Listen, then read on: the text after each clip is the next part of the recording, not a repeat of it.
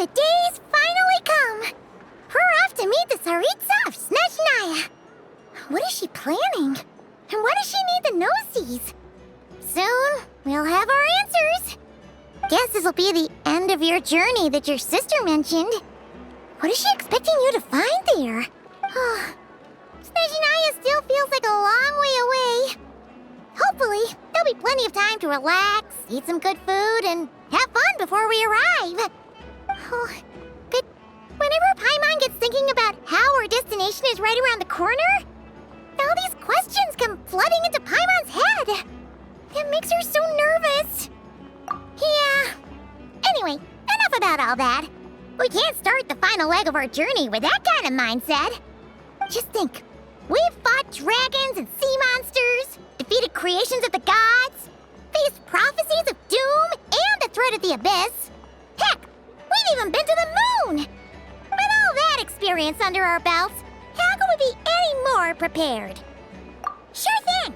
Now, stick close to Paimon, the best guide you could ever ask for, and let's charge straight for the finish line! Off we go! What about me? Do I get a call out? Whoa! Columbina? You kinda snuck up on us there.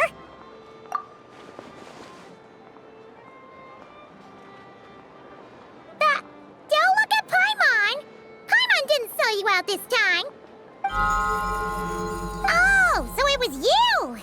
Alright, guess there's no hiding it now. All your friends have gathered at the flagship to see you off. I invited Sandrone too, but she said she had to go back to Snezhnaya. She must be busy. She had some nasty things to say about you before leaving. Would you like to hear them? She hasn't changed a bit. Alright, let's hear it.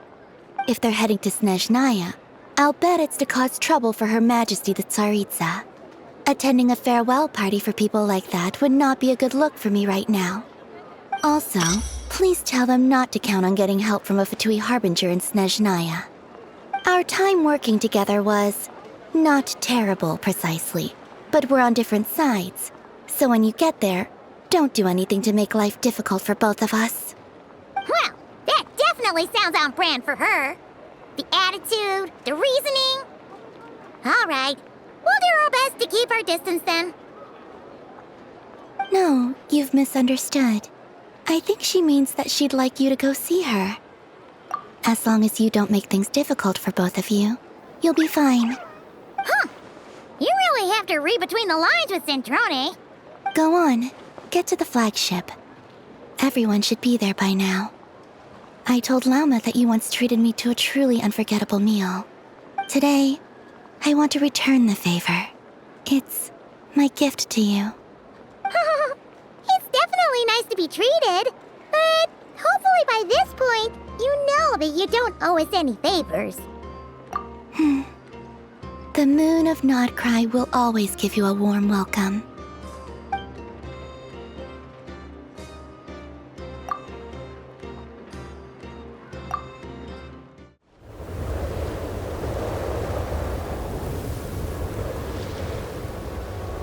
Wow!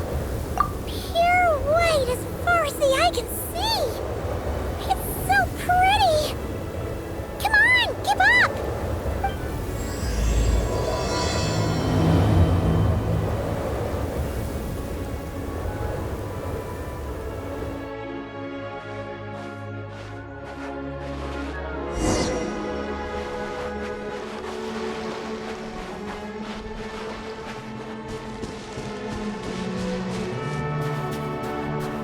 Look! They look similar to the ones in Nodcry! You know, just minus the effects of Kuvaki. That's a sure sign that we're officially in Snezhnaya now.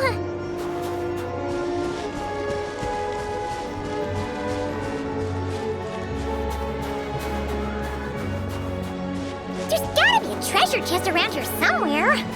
No adventure is complete without a chest or two. Wow!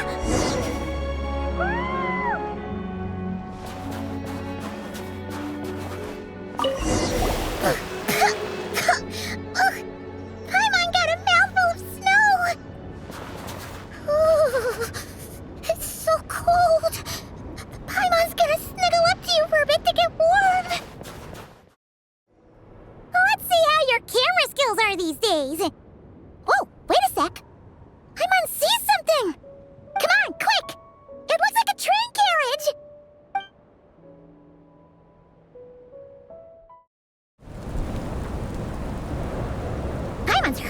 Snezhnaya has loads of railways and trains.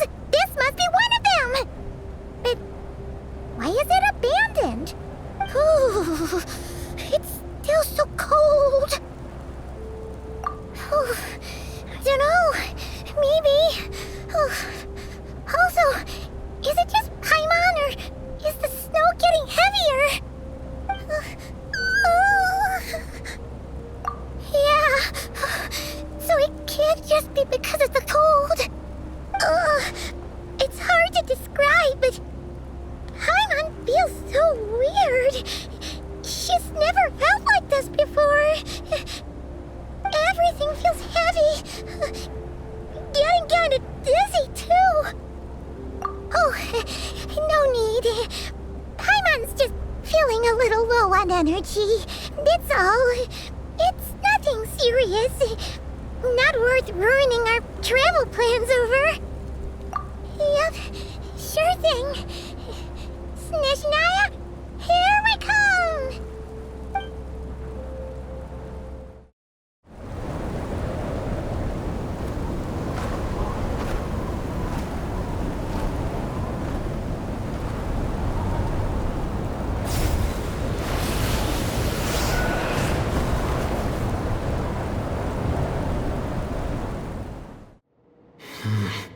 What is this place? Where's Paimon? I need to find her fast!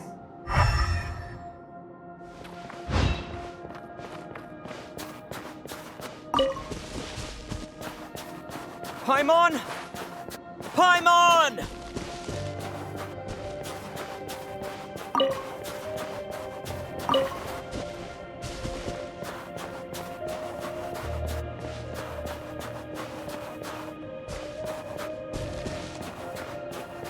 That's strange. Where could she be? I guess I'll try further ahead. Hang in there, Paimon.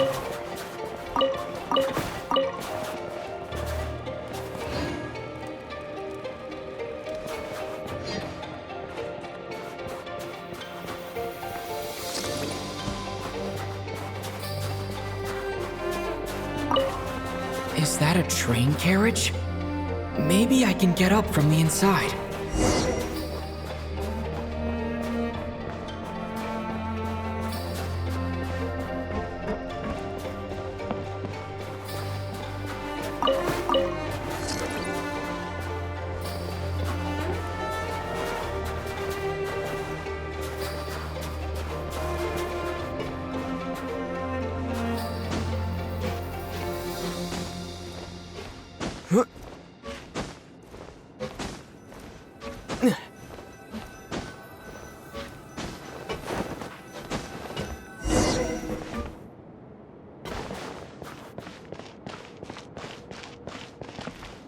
It says here, Kresnik's torch, civilian model. It's definitely getting a little warmer now it's turned on. I really hope Paimon's okay.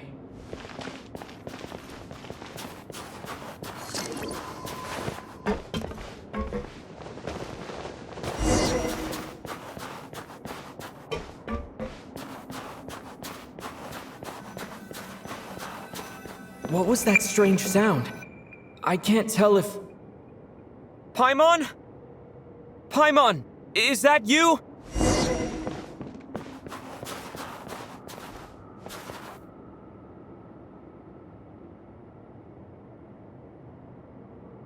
Incoming entity detected.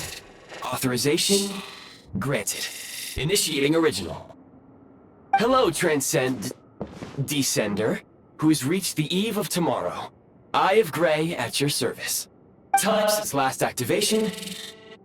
Time measurement unavailable due to the influence of... Anyway, it must have been a very long time. I was born to fulfill a mission. To reach tomorrow. To this end, I must... Strange. What was it? Wait, my body? Huh? Why is my body like this? Apologies. After a long period of inactivity, it appears that a lot of data has been lost. Anyway, I was created so that humanity could reach tomorrow. But I am unable to load further details at this moment. Nevertheless, serving humanity remains my primary objective. I have detected a drop in your surface body temperature. You cannot remain active in this state for much longer. In accordance with my preset programming, upon reactivation, I must ask the one who awakened me the following question. Will you accept me, Transcender? I will assist you, protect you, and fulfill my mission until we reach tomorrow.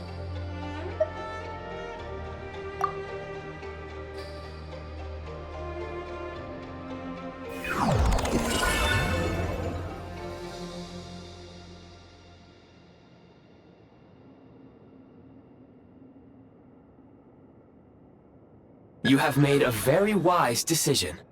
Now, I detected that you called out a name earlier. Presumably that of your missing companion? The name was Paimon. After helping you get out of here, I will search for a match in the nearby area and pinpoint their location. Merely the tip of the iceberg. Now that we have reached an accord, you will be my new user. May I ask your name? Very well. I will remember this name until the mission is complete. I need to recover my body, retrieve the power to unlock tomorrow, and help the suffering masses to reach the far shores where the empty Ark floats. I can sense my power scattered across this ice-covered land. I even have a vague sense of where it might be found. But right now, that is not essential. The key right now is you. You must survive and reunite with your companion.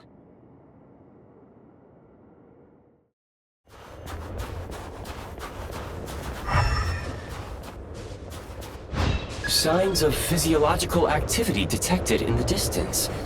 It is highly likely to be your travel companion, Paimon. Go. Go now. Be reunited and sing together. May all the people be united as one. May all of life rejoice in unison.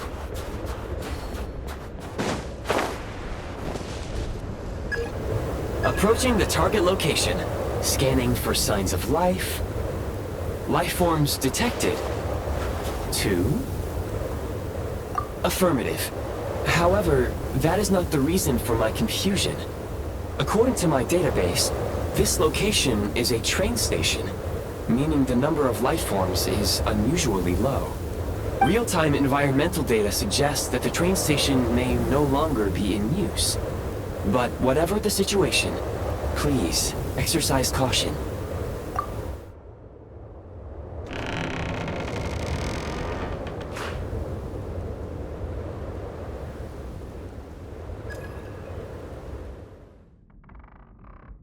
Paimon!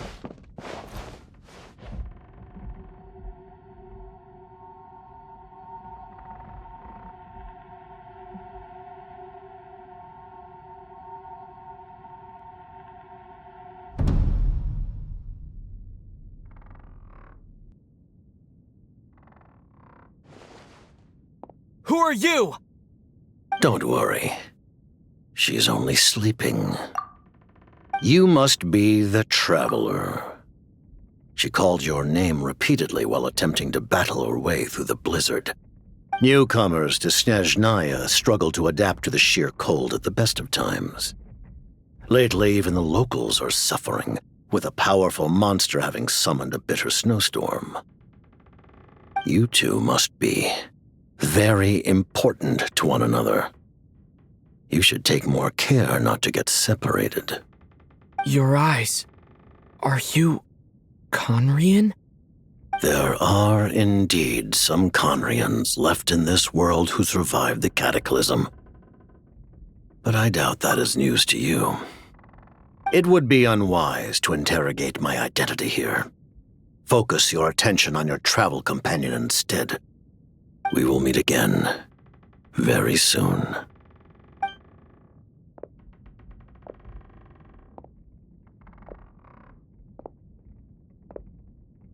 The unidentified subject has now left the area. He appears to be an individual of great significance, but my search has yielded no relevant data.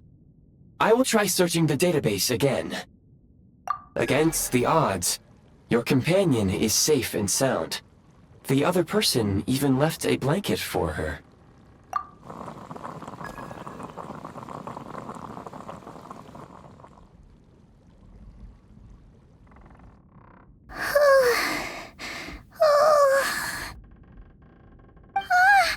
Traveler! Oh, thank goodness you're okay. Paimon was so worried. She looked everywhere for you. It's okay. Take it easy. Are you feeling alright? Pretty much the same as when we first got to Snezhnaya. Paimon must have caught a cold. She was feeling so faint. She just couldn't keep going any longer. So she had to lie down and sleep it off. Wait, where did the jester go? Yep, the director of the Fatui. The Jester Piero. So, you met him? The Jester must know everything about the Tsaritsa's plans. But there's no way he'd tell me just like that. We might well have ended up clashing. Well, he was right about one thing. Right now, the most important thing for me is to take care of Paimon while she's unwell. He had no intention of explaining his motives, and he left in something of a hurry. Hey! What the? Who is that? It looks like half a pair of goggles. How amazing! A self-aware, talking pair of goggles. Snezhnaya was once the land of the Fae. There are many ancient creations here that I'm sure would broaden your mind further still. Mind you, my database is also expanding as we speak. You must be a rare creature yourself. Oh, wow! Well, thank you so much. You've earned yourself some of Paimon's favorite candy. Oh, but by the looks of it, you probably can't eat that, can you? Goodwill detected. Instead of candy, perhaps I can suggest my preferred strategy. Please clean me regularly to keep me operating at peak efficiency. Oh, that makes sense. Every pair of goggles needs wiping clean once in a while. Sure thing, mister. Anyway, back to the Jester for a second. Paimon's still confused about something. When he first showed up, he already knew Paimon's name. And he acted like he expected Paimon to know who he was, too. Paimon could tell that he was Conrian from his eyes. And he definitely seemed like someone pretty important. But beyond that, Paimon didn't know anything about him. It was only later, after he rescued Paimon from the snow, that he properly introduced himself. That's the only reason Paimon knows he was the Jester. Oh, seems unlikely. He ran into the snow following the sound of Paimon's voice, with a really anxious expression on his face. He didn't act like someone who knew she would be here in advance. And after bringing Paimon here, he just stared out at the snow. He didn't do anything to Paimon at all.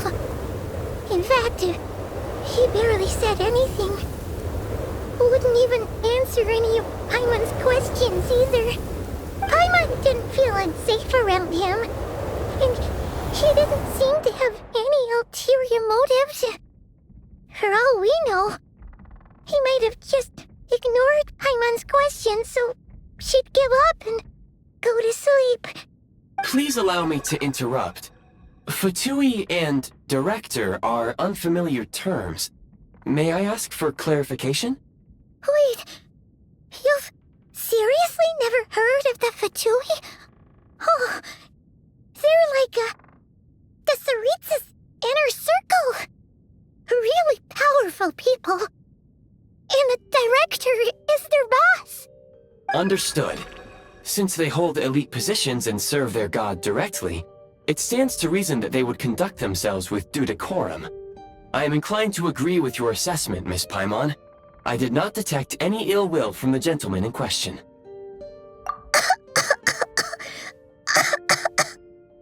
Sorry, I shouldn't have encouraged you to talk so much. Paimon, new plan. Let's get out of Snezhnaya for now. We can come back after the weather clears up and you're all better. The Jester mentioned that this snowstorm, being the work of a monster, is worse than most. Even if we made it to Snezhnagrad, we'd still have to wait out the storm before we could do any exploring. Oh, well, it's really nice of you to look out for Paimon, but she doesn't want to hold you back. We were really psyched up for this journey when we first set off. Just think of all the burning questions we have. If we turn back now, who knows how long it'll take before we finally get answers. Further information is required regarding the monster situation. But objectively speaking, there is another, more pressing issue at hand.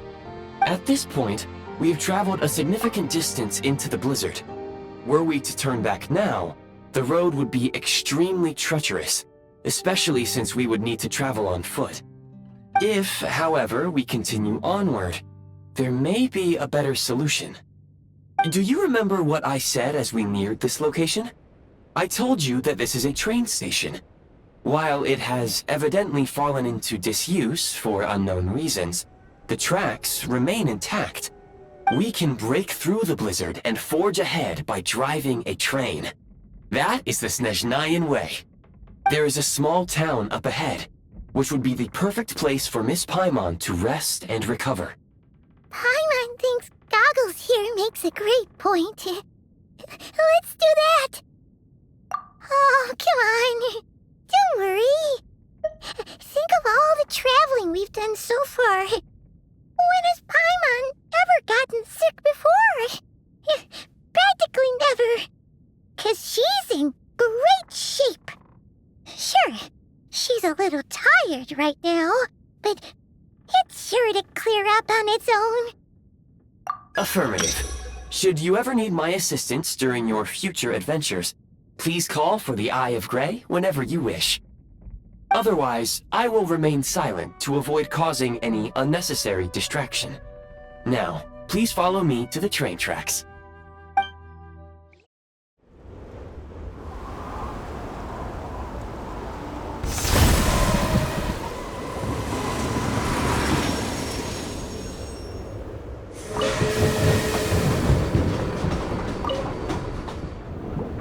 Heading north from here, we will soon arrive at...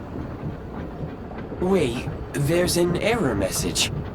Could not detect clear tracks. What exactly does clear mean? Brace for impact, friends! Preparing to enter impromptu flight mode.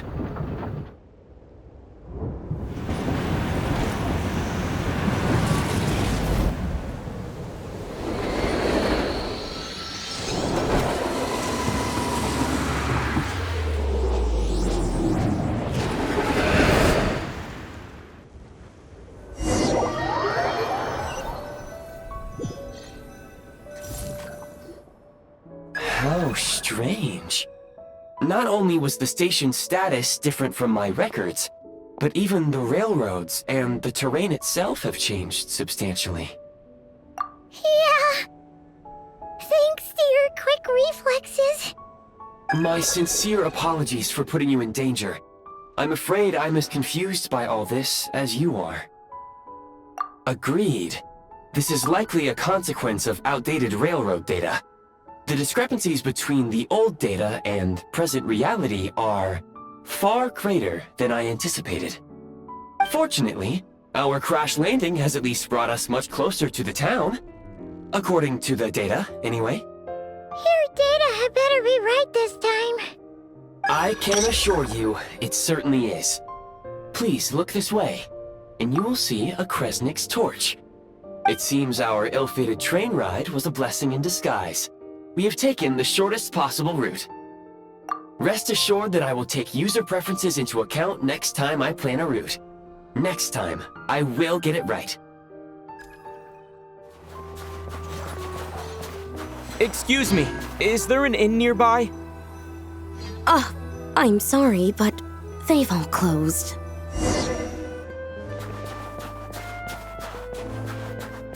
Sorry to interrupt. We're looking for a place to stay. I can't even afford to warm my own house, let alone run a business. Excuse us. Is there anywhere we can stay around these parts? I'm afraid not. You'll have to try your luck somewhere else. All we can do is wait for the next shipment of Kresnik Crystal to get here.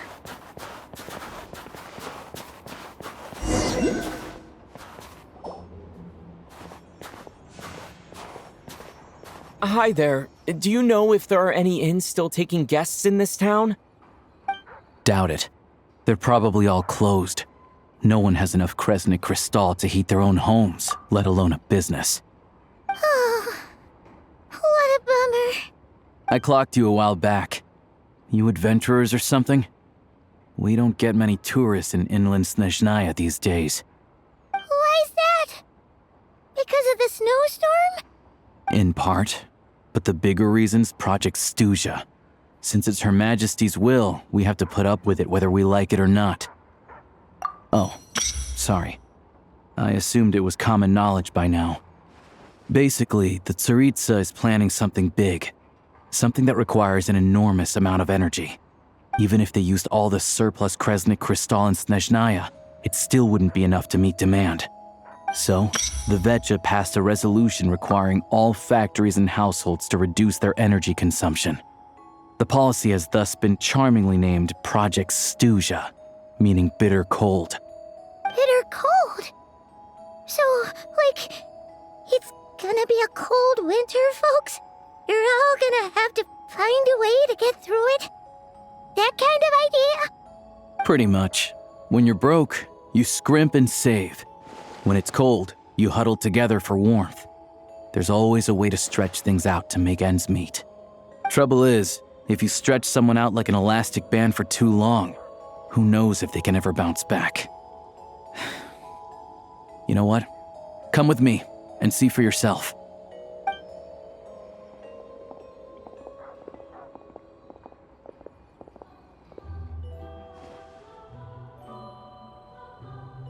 Can you please explain to me why the price of Kresnik Crystal has gone up by 1/3 again? Even as our purchase quota has gone down. You only come here twice a month. This won't even last us a week. The supply and pricing of Kresnik Crystal are based on current production volumes and price data. We VII are only responsible for delivery and security. I'm not in a position to explain to you how the figures are calculated, but I assure you, they are as fair and reasonable as possible. Oh, so our lives mean nothing to you? How can you expect anyone to survive a single night in this weather without heating? Since you insist on making me repeat myself every single visit, I will remind you again. There is no monopoly on the trade of Kresnik Crystal. You are free to purchase the shortfall from elsewhere on the market. What market? Nobody else is selling! And when they do, they charge 8 times the normal rate! It's robbery is what it is! Which is why the Snezhnaya VII passed a resolution to support border communities, without which you wouldn't even be able to buy crystal from us to begin with. So if you're here just to argue, move aside and let the next person in line come forward. Everyone's feeling the cold here. You... All right, everyone, let's calm down for a second. A few words, if I may. We're all subjects of Her Majesty the Tsaritsa, and I'm sure every one of us is dedicated to her great cause. We all know how cold it is. And the more it snows, the harder life gets. Everyone's struggling already. Let's not make things even more difficult for each other. But Liaison Shishkin, there's clearly something wrong with this quota. I have a family in Marepasak who tell me they can buy at least double our crystal allotment. Oh, believe you me, I had the same reaction when I first saw the numbers. Couldn't believe what I was reading. I even wrote a letter to confirm the true figures, but... I'm afraid the quota really is as low as you've been advised. Still, you must understand that calculating these energy quotas is a complicated balancing act. They have to factor in population, town size, industrial application. Our top priority must be to keep the largest Kresnik's torch burning continuously. Only then can we sell the remaining crystal for household use, and in doing so, we must make sure that everyone is treated fairly. As our VII comrades said, they are only responsible for delivering the goods. They need to keep accurate records, and they do not have any authority to modify the rates or quotas. That's right. Our duty is to do things by the book. Tell you what, listen. I know how anxious and upset everyone is. As a matter of fact, I was just discussing it with the mayor. What we can do is open the lower combustion chamber of the Kresnik's torch to the public. You can come to me directly to register, and I will allocate time slots accordingly. I can't guarantee there'll be ample energy for household use. We can at least make sure you'll be able to boil water and cook food each day. Let's hang in there and make this work together, all right? Fine. I don't see any alternative. So, this is Project Stuzia in action, huh? Oh, no wonder nothing's open for business. People are barely getting by. You were looking for an inn, right? For your, Fae friend? Oh, Paimon's not a Fae. Just Paimon. She must have caught a cold or something. We only just got to Snezhnaya, and we're still getting used to the climate. I have a small place in Stratomaros. I don't stay there very often, though, so it's pretty basic. But if you're not picky, you're welcome to rest there for now. It's not much, but I've got blankets and a warm fire. Are you sure? Oh, that's really kind of you. All right, then. This way. Hello, I'm Alosha. I'm a hunter.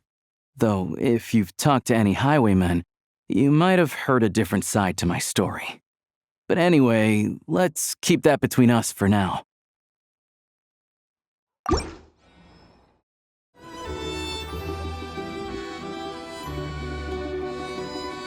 Oh, so cozy and warm. Paimon's getting nice and toasty. Oh, wait. Paimon only introduced herself so far, didn't she? This is Paimon's best friend, the Traveler. Good to meet you. I'm Alosha. Most travelers find the Snezhnayan climate to be a shock to the system at first. But as long as you keep yourself warm, you should be fine. Still, you should keep an eye on your condition. When people are too quick to dismiss a cold, it can easily end up turning into something more serious. Don't say that. Paimon's too young for chronic health issues. They aren't in town right now, and they won't be back anytime soon. The train station has been closed ever since these power shortages began. I do a lot of hunting, so I spend most of my time exposed to the elements. But even the animals wouldn't survive long in a storm like this, let alone a hunter. Nothing to do but sit tight in town until the weather improves. I get that you're in a hurry, but even if the station were open, that doesn't mean there'd be any trains. We could end up stuck here for a long time, I'm afraid. What? Your own train? Wait, hold on. That train? The one that suddenly fell out of the sky and crash-landed on the ice? Oh, we got lucky and found it in a cave. Oh, then our luck ran out and we had a little accident. Pretty crazy for a random find in the mountains. Well, as long as your train's good to roll, you might get to Snezhnagrad after all. I've been doing some digging recently. Turns out, the real reason for the current energy crisis in Stratomaros is that some of the supply is being seized for a private stockpile. But to expose what's going on, I need to catch them in the act. So, I'm heading off to catch a rabbit. Huh? Wait, a rabbit stole the crystal? It's a figure of speech.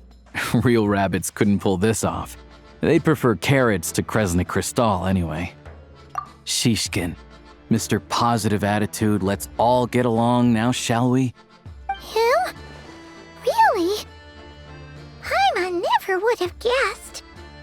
Huh? You're coming with? Oh, okay then. Just give Paimon a second to get ready. Alright. Guess there's no point pushing myself. Paimon will stay here and hold the fort then. Be careful, you two. Oh yeah, there's one more introduction to do.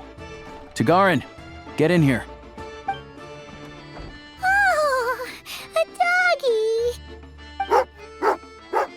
Oh, angry doggy. Oh, Tagarin doesn't like being petted then. He likes to think he's above that kind of thing. He's my hunting partner, so he'll be joining us when we head out. Carrots aside, we'll need to stay completely undetected.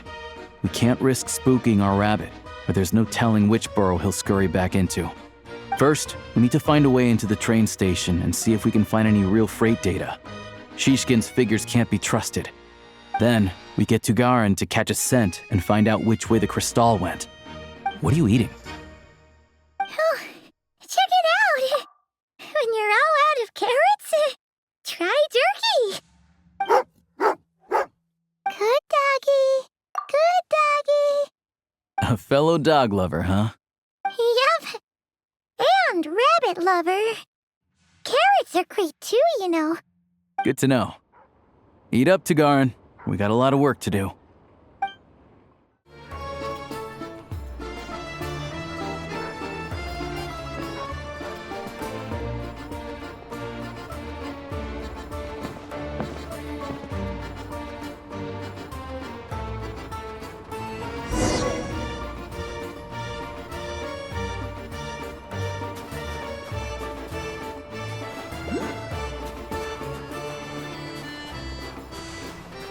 Wait.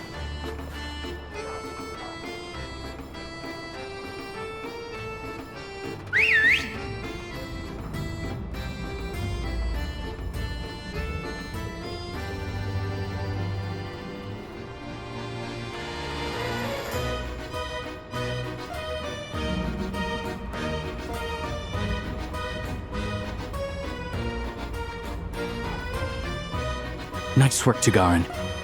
Come on, we'll go around.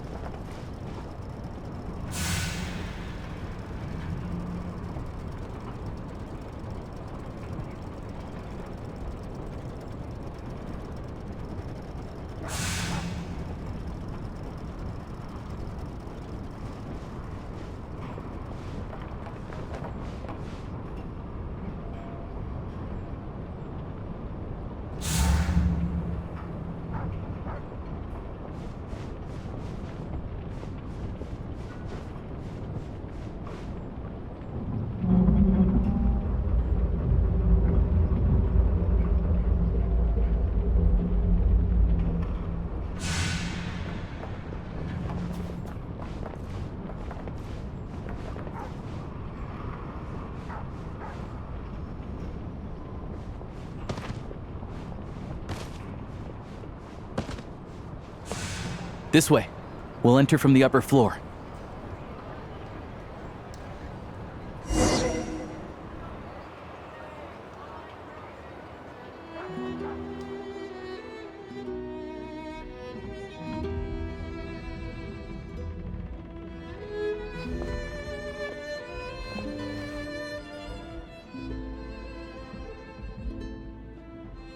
There we go.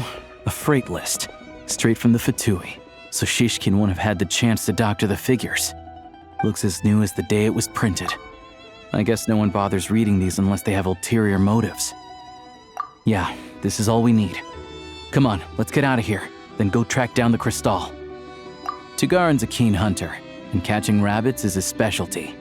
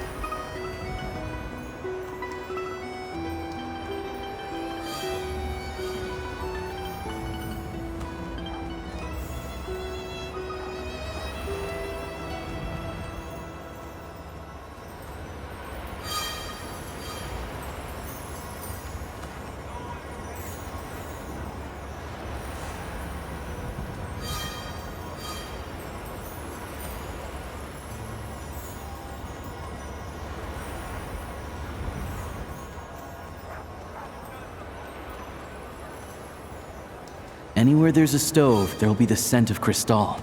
That's normal.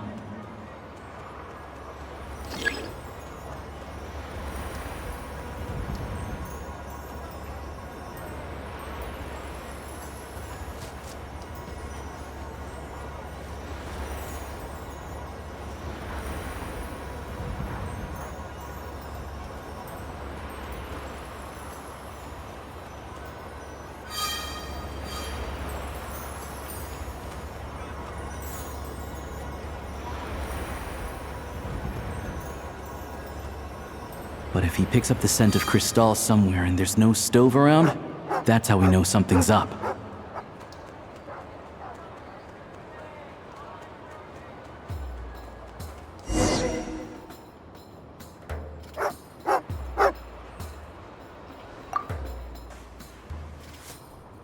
This must be the rabbit's warren. Good job, boy. Sure enough, there's a tunnel. You stay here and keep watch. I'm gonna take a look inside.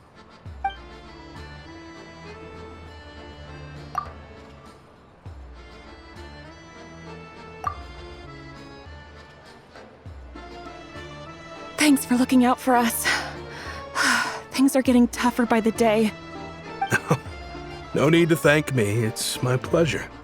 Sure as Her Majesty the Tsaritsa watching over us, every sacrifice will be worthwhile. Let's grit our teeth until the blizzard passes. These days of hardship will be over soon. Maybe for everyone else, Liaison Shishkin, but for you, the hard times have only just begun.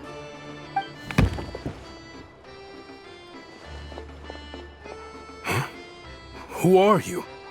What's the matter?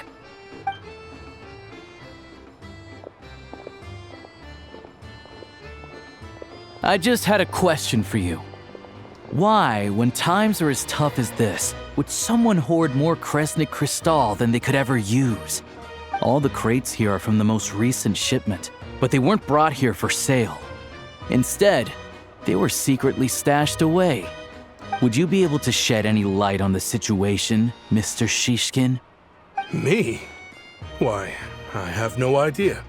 But look at how much there is. It's quite a godsend. Now there will be plenty to go around. This godsend was found in a cellar adjacent to your residence following a tip from Mr. Alosha. And this is only a fraction of what we found down there. We're still taking a full inventory. The official figures will be finalized shortly. I've always been grateful for your efforts to mediate between us and the townspeople of Sretomaros. But now, Mr. Shishkin, it appears you were the source of the conflict all along. How could you do this to us? We trusted you to have our backs. You've been lying to us this whole time? Hey, I owe you all an apology. I'm sorry. I'm so very sorry. This isn't who I am. Please believe me, this was a one-time mistake that I will never repeat. We all know how difficult life has been since Project Stuzha came into force. Energy is an increasingly scarce resource. People everywhere are getting desperate, but some places have been hit harder than others. I grew up in Alatir, a small village with no train station. Deliveries of Kresnik Crystal have ceased there entirely. If nothing is done, they're all going to freeze to death. You know as well as I do how downright impossible it is to buy Crystal these days. The thought of my poor mother and father, with no one to help them, I felt so afraid. I watched as energy grew scarcer by the week, all the while knowing that their lives were at risk. Then one day, I looked at the Crystal shipment in front of me, and a terrible, selfish thought entered my mind. Looks like I'm just not cut out to be a criminal. I'm so sorry. Once the Fatui have finished their count, you'll see that the numbers match their waybill.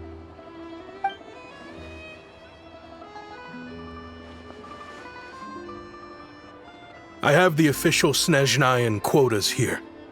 Anyone who has already purchased energy, please make your way over here to correct your transactions. I'll make a batch purchase of crystal worth 3 months' salary for you all to use free of charge. As for Alatir, I'll think of something else. You don't have to go that far. Yeah, owning up to your mistake is enough for me. You've done plenty of good for the community in the past. I'm not looking for a handout. Drop the act. You claim this was a one-time mistake, but the real reason there's only 1 shipment's worth of stolen crystal in your basement is that you have an accomplice. Reporting in, sir. We've conducted a full search of the mayor's house. As expected, we found many crates full of crystal, half of which were still in their original shipping containers. This wasn't your first time at all. You've been colluding with the mayor of Stratomeros for a long time now. The train station's currently out of service, but it does open for a short window every time there's an energy delivery.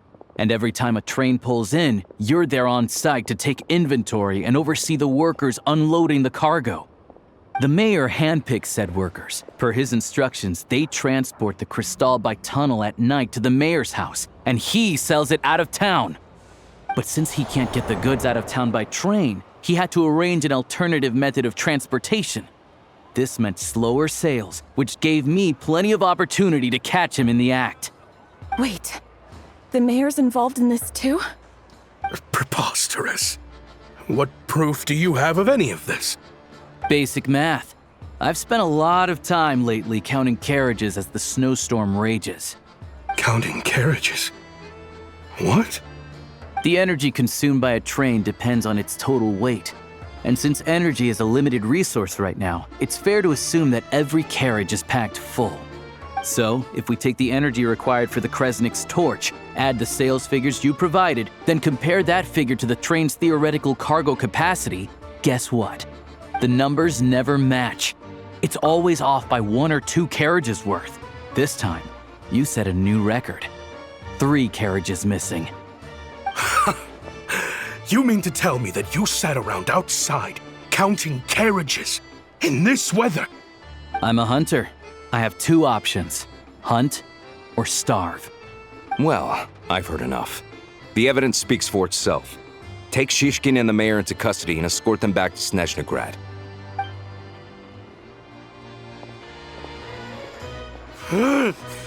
You cocky little brat! Ruining my business! Just you wait.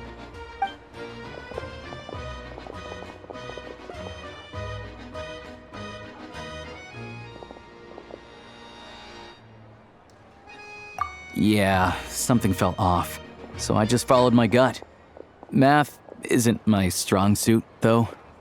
I'm lucky my dad made me learn enough to get by, but all this number crunching was a million times harder than the aim and fire work I'm used to. Thank you for your assistance. You're a brave lad. Shishkin was quite the cunning criminal, as I'm sure you can tell. He did all of this right under our noses, and we never suspected a thing. A wolf in sheep's clothing. He had everyone fooled. Even with that sob story he fed us.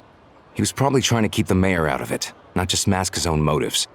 Without the compelling case you put together, even I might have fallen for it. Alosha, was it? Tell me, are you really a hunter? We can go find some wild animals if you want.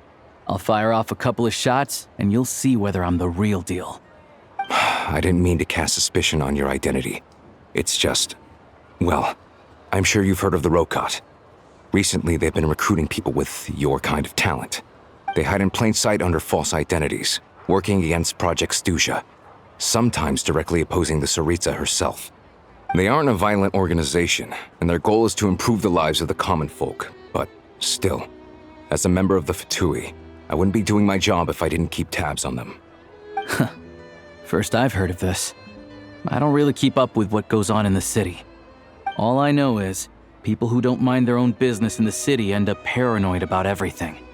As for me, I just couldn't stand Shishkin. I'm from Alatir myself, and I can tell you, nobody's lived there in years. Why would an abandoned village need crystal? Of course, no one really cares about the fate of that place. I'm guessing today is the first you've heard of it. I see. It does sound quite tragic. Really. Well, thanks again for your assistance, and your friend here too. I will report this incident to Snezhnaya. The Fatui will take over energy distribution until new officials are appointed. We'll also ensure that the train station resumes normal service as soon as possible. Looks like it's my turn to brush up on math now. I never liked it as a kid either.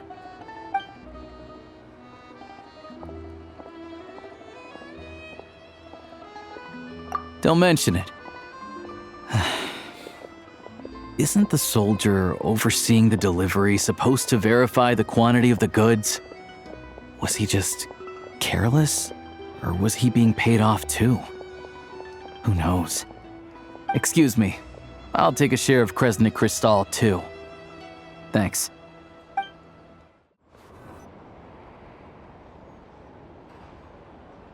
Hang tight for a moment. This old lady, she doesn't really know who's who anymore.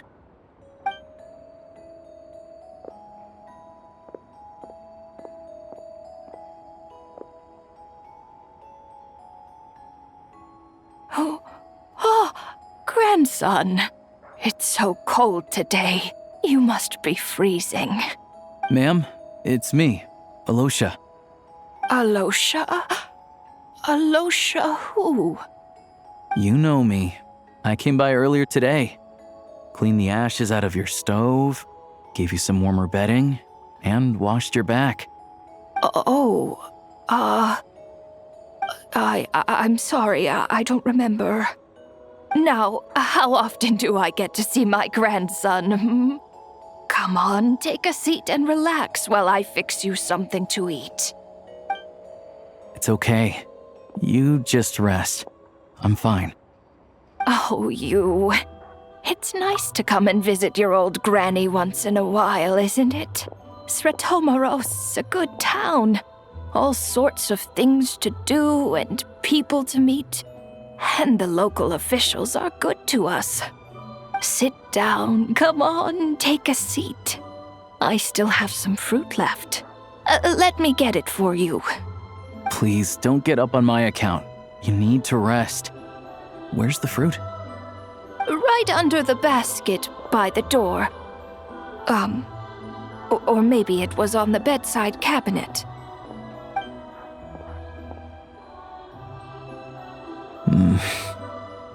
Well, grandson dear, do you like it?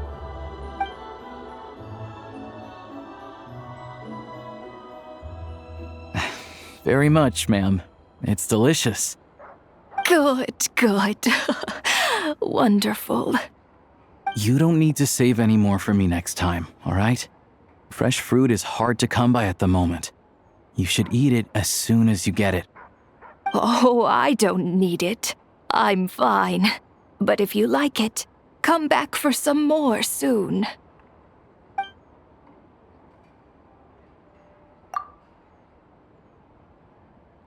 Some kind soul must have given these to her. But she always saves the nicer things for special occasions. I met her at the market back before her health began declining. She was a lovely old lady. We're from the same hometown. Not many people have heard of Alatir. And if they have, it's usually for all the wrong reasons. There's a gang of highwaymen that came from there. Now that it's an abandoned village, it's rare to find anyone who shares fond memories of our hometown. So after we got talking and realized we were from the same place, we decided to keep in touch by letter. I first learned of Sretomaros' energy supply problems from a passing comment in one of her letters. Then, after her health went downhill, I started visiting more often to check in on her. The town's been in decline for a while now, but because of her memory problems, she thinks of it as the bustling, prosperous Sretomaros still in its heyday. That said, I kinda appreciate her optimism. There's not much of it going around in this world of ice and snow. It's fine. Everyone grows old. In Snezhnaya, some people believe that in your final moments, you'll sense a familiar presence by your side. You turn to look at them, but their face is blurry. So you focus hard, trying to make out who it is. And when you finally see their face, the Grim Reaper reaches out and takes your life. She still calls me grandson, though. So at least I'm not a blurry face in her world just yet. Come on, let's get back and see how Paimon's doing. Paimon, we're back. Are you feeling any better? Yep. Paimon's not cold anymore, but she's still a little dizzy. Flying probably isn't a good idea right now. Paimon might lose her balance. But Paimon's sure she'll be fine. It's probably just from getting hit on the head by that pile of snow when we first arrived in Snezhnaya. Her complexion's looking much better. Let's keep an eye on her. Sure, but enough about that. How did everything go on your end? Are you all set? Did you have any trouble? I'll explain. It's a bit of a long story.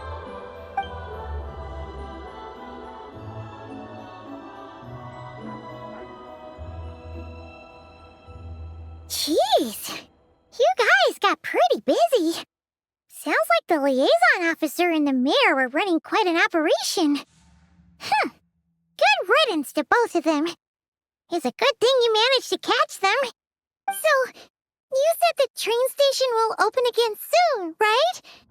And everyone has enough crystal now? Yeah. Well, enough to survive at least.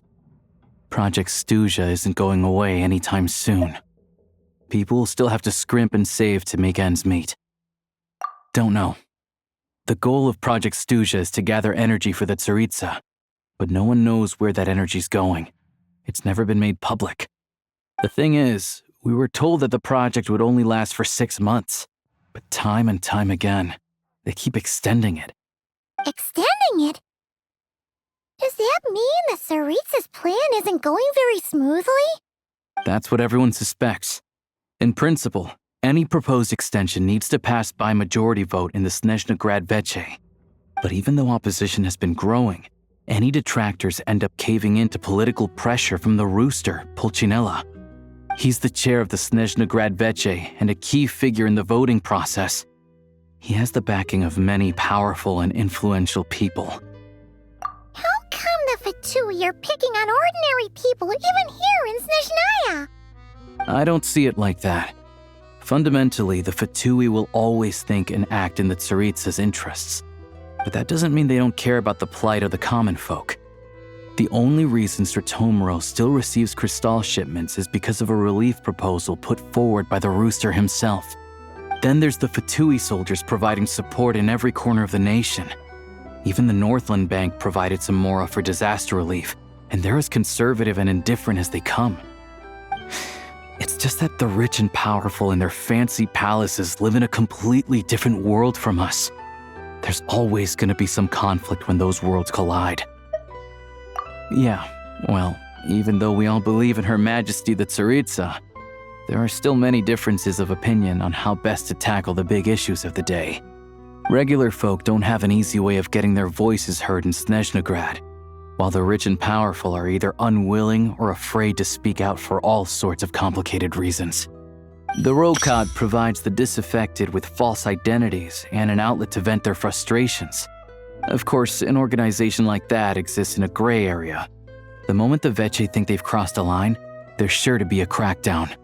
But so far, they've been doing their best to help the common folk. Like us, don't you mean? You didn't hesitate to join in. You're not new to this, I can tell. That's because we're adventurers. It's our job to help people out with commissions and get to the bottom of things. Sounds like we're going to get along. So, what's your business in Snezhnaya? Aside from taking your friend to see a doctor, of course. I want to meet the Tsaritsa. It's complicated. I've had run-ins with many of the Harbingers along the way, and I really need to know what the Tsaritsa is up to. Her ultimate goal? What the Gnosis mean in all of this? Since I've made it this far in my journey, I have to find the truth, whatever it takes. Wait, so... No way. Are you who I think you are? Sounds like you've heard of us then. We're getting more famous by the day. I didn't realize I was in the company of giants. Honestly, we're all as curious as you are about what the Tsaritsa's planning, and why it has to involve us freezing to death in the snow. But getting in the same room as her won't be easy. The common folk aren't permitted to meet her at the best of times, and right now, she's probably not even in Snezhnaya. Word is, she's heading east on a campaign to slay a monster. Yeah, so you've heard of it. A wild, unpredictable monster with the power to summon snowstorms. It also absorbs everything around it into its body, so it's growing constantly. Now, it's so big that the Tsaritsa has deemed it the #1 threat. Luckily, as it grew, it became increasingly less mobile, so it doesn't pose an immediate threat to this town or to Snezhnaya. I'm sure that Tsaritsa and her personal guard, the Druzhna, won't have any trouble defeating the creature between them. It's just a question of how long it'll take. Suffice to say, you won't be seeing her anytime soon. You'll have to wait until she gets back. Fair. Well, the Fatui will be taking over management of the train station for the time being. Things should be up and running by tomorrow. Once it's open, we can see about getting your train towed to the station. Whoa! That's gotta take a lot of manpower. Are you sure we can talk them into it? The Fatui aren't exactly spotless in this whole mess. Plus, we helped them out. Should be easy enough to negotiate. As far as I know, all the paperwork is dealt with upon manufacture. I've never seen anyone check it, so I wouldn't worry. Having a train makes everything much easier. We'll reach Snezhnaya in no time. I need to head there myself anyway. Got some game to trade for Mora. I know a good doctor in the city. I'll introduce you when we get there. Oh, thanks so much. Let's get a good night's sleep ahead of our big trip tomorrow.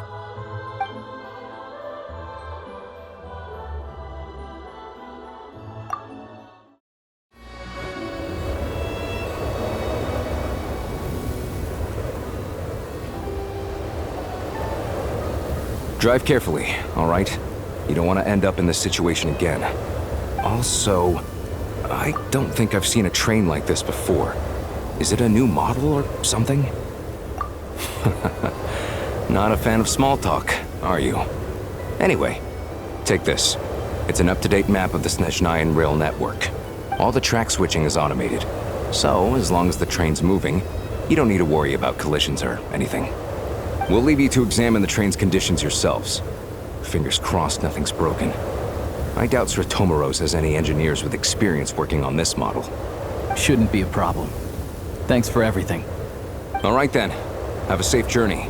And make sure to check everything's working before you set off. Alright. Looks like our destination settings have been applied. Let's give this thing a final once-over and then head out. Goggles? Your time to shine! Affirmative. Running vehicle diagnostics. What's this? Engine, green. Wheels, green. Frame, minor damage, but no impact on function. Diagnostics complete. All systems nominal. Neat! Huh.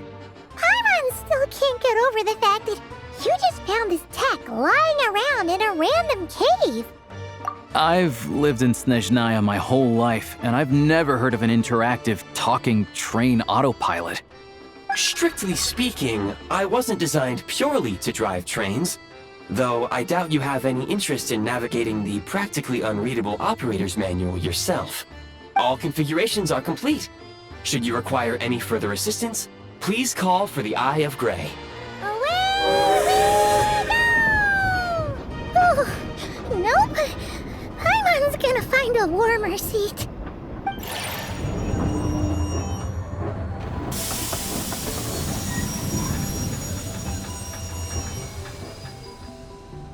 Huh? What's going on?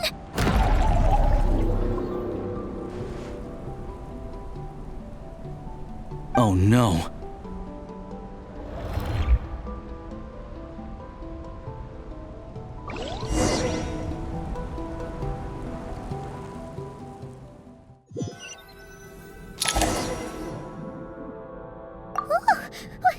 What is this place?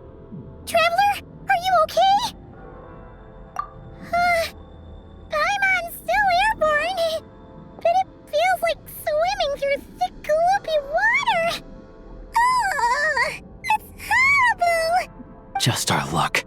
all the things that could have gone wrong. Halosha, you're Snezhnayan, right? Any idea what the heck this place is? It's called the Shadow Realm, a place where no wind blows, no light shines, and no elemental energy flows. Even time itself doesn't exist here. It's a world where everything seems to come to a standstill. I've only seen it a few times before, and this is my first time inside. It's a dangerous place. Most people who get sucked into the Shadow Realm are never seen again. And the few who do make it back, they're never quite the same. Huh? Then what the heck do we do now? Oh, maybe Goggles knows something. Goggles? Great! Now we're done for! Hold it together. Let's not get ahead of ourselves. I heard a story once about the world of shadows. If it's true, there's a way to escape. We just need to find the exit. Come on, let's explore.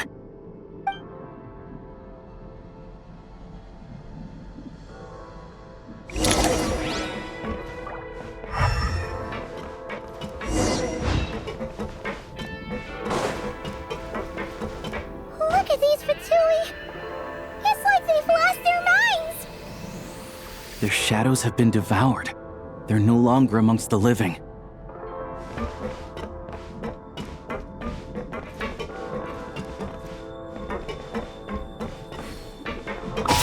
I can't channel elemental energy here, but I have a few gadgets that still work.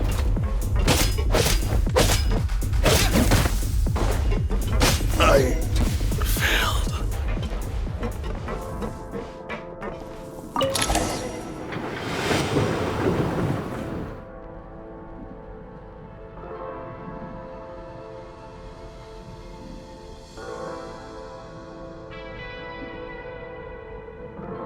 Wait! What's that blue thing? Is that... Goggles? Guess we'd better find a way over.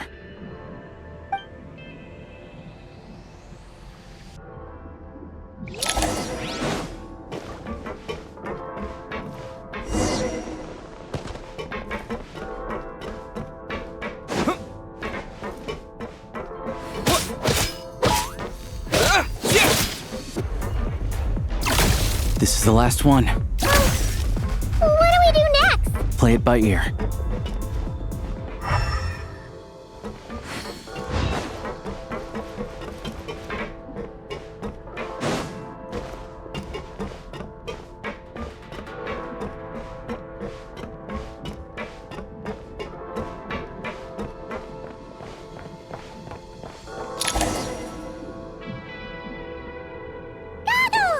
Hello. I am glad to see the three of you safe and sound. For now, at least. But things aren't looking too good. Correct. We are now inside what is known as the Shadow Realm, the darkest space in the shell, where even the Most High is loath to cast its gaze. Time and space hold no meaning here. It intersects with the world of the Light Realm only rarely, like an air bubble that rises to the water's surface. We must leave this place before it sinks back down into the depths once more. Sounds like you have a plan. Yes. In fact, the very purpose of my creation was likely to... from the Shadow Realm. It appears that key data is currently inaccessible, but now is not the time to resolve that problem. I have marked the exit to the Shadow Realm for your convenience. In addition, I have prepared some equipment to aid you as you traverse the Shadow Realm, Traveler. It may well be one of my core functions. Scan complete. Construction in progress. Activation code? We once peered into the past from the ruins of the shadows. This is what remains of the Golden City, Hyperborea.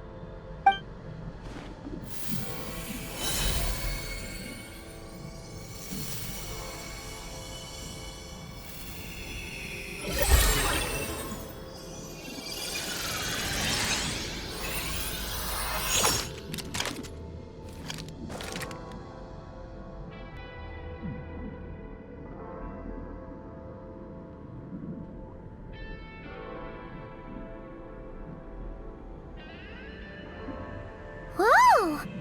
Now go. Arm yourselves with weapons of the spirit.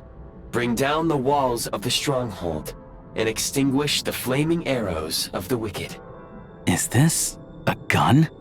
In the Shadow Realm, where humans cannot channel the elements, there once was one who, after much research and many attempts, found this to be the most effective means of attack. Let's go. We don't have much time.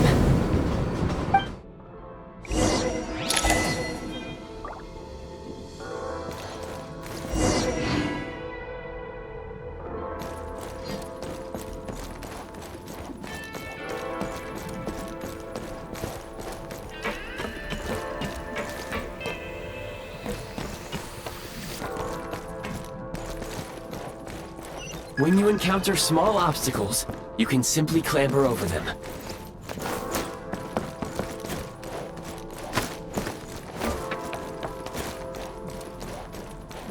You can slide to navigate through low, narrow tunnels.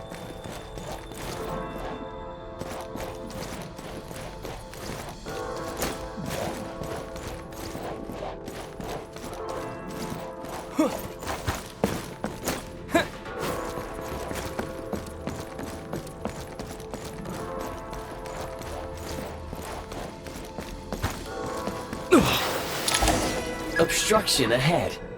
You may be able to use the explosives nearby. Shoot the explosives to detonate them and clear the path. Since elemental energy is unavailable in the Shadow Realm, ammunition is an important resource. You can replenish your ammunition at various supply points.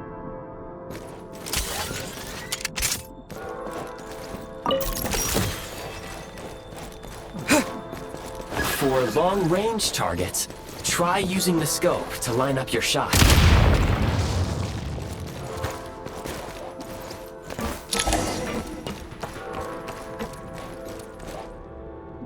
Many hostile units approaching. I suggest a new strategy. Take cover and pick them off one by one. The advantage is ours! Charge!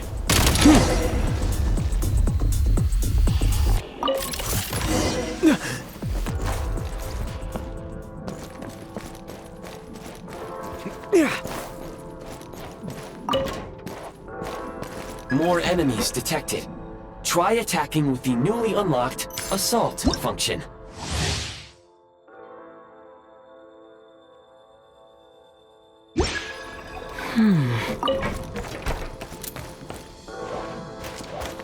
Mind the rhythm!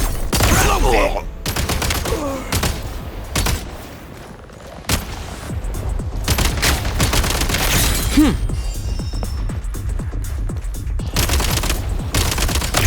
State number 2.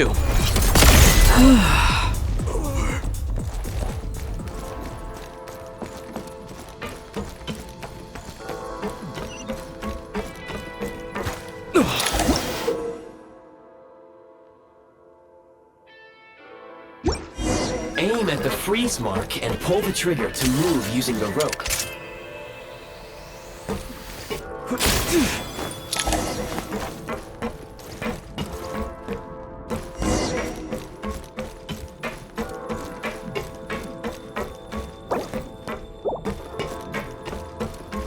Nice.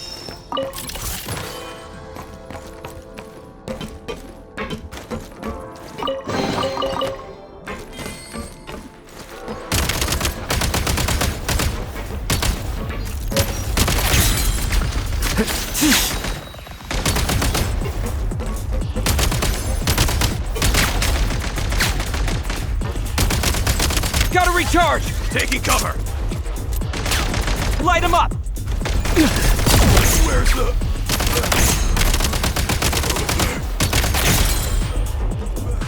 Gotta recharge! Some supply points can restore a small amount of stamina. Press on.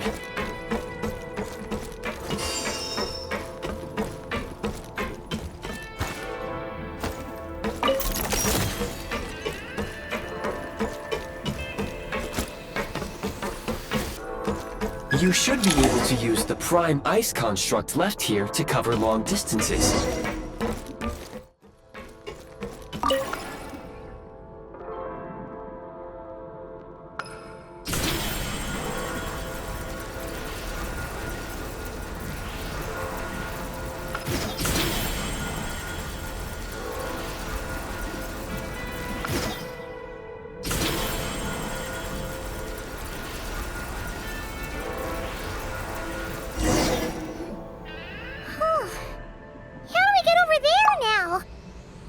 recommend using this grappling gun. Such devices were originally used to secure structures in the Shadow Realm. If you detach the connected hook, the grappling gun will automatically fire a rope to another nearby hook. Okay. So, we just remove this hook, right?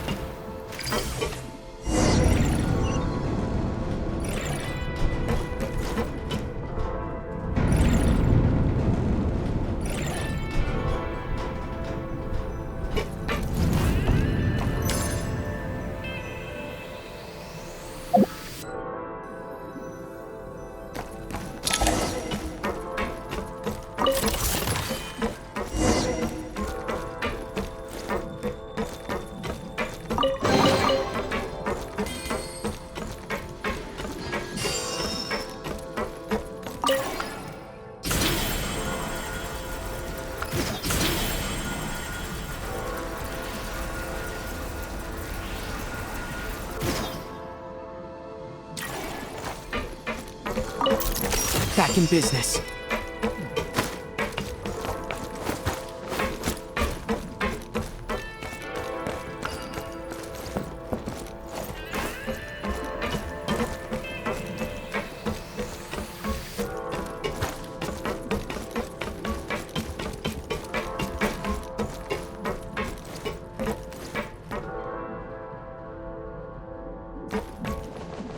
Sprint at the prime ice launcher to reach high places with ease.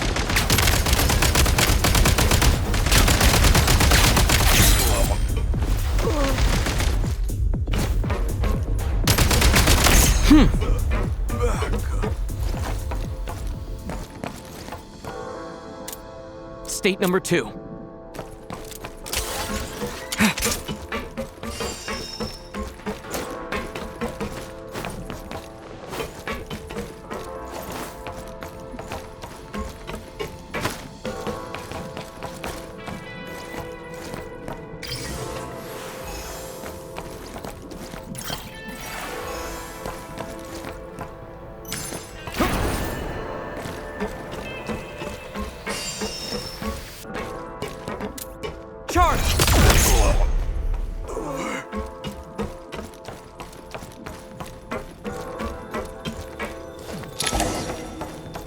Usable munitions detected.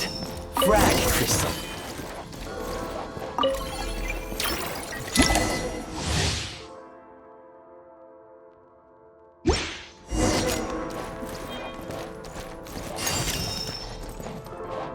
Try this! Defenses have been breached! Requesting backup!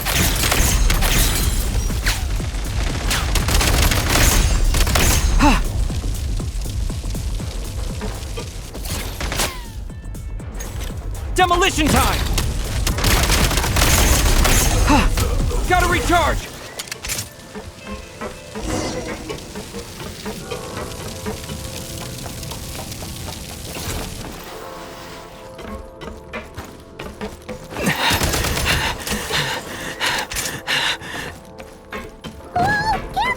Shift your center of gravity and slide down.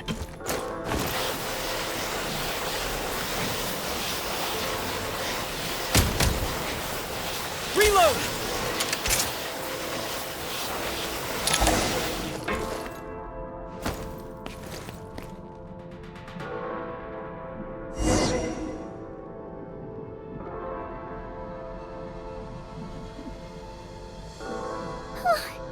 How much longer is this gonna take? The exit is right ahead.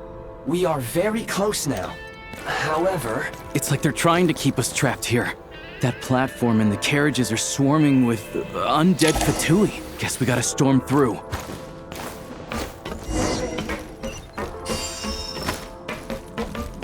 Nice.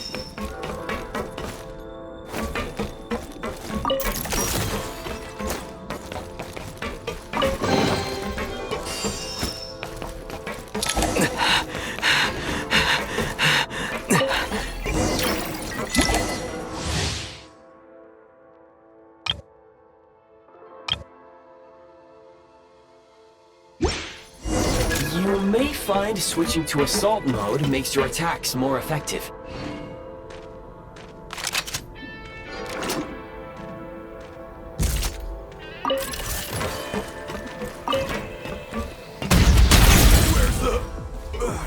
Change of tactics.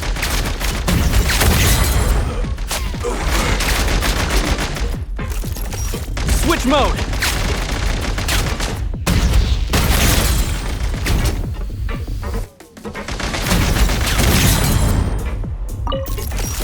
Reload.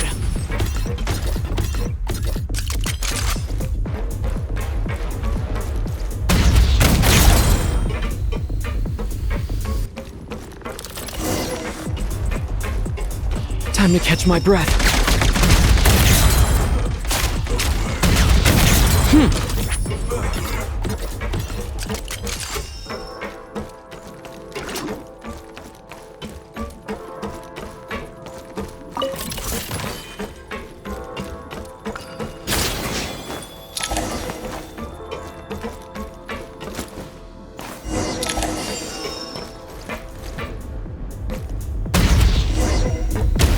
Change of tactics.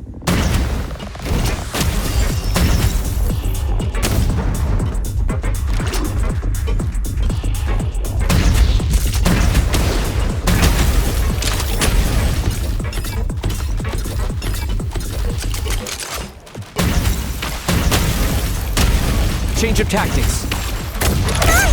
We're almost there!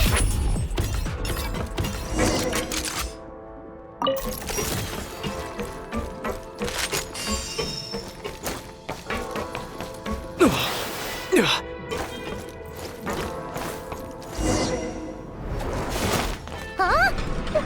Why is everything shaking so much? Looks like the Shadow Realm is about to sink back down into the depths. The exit is right here. You mean this weird bubble thing? Wait, how exactly do we... No time to think. We just gotta go for it.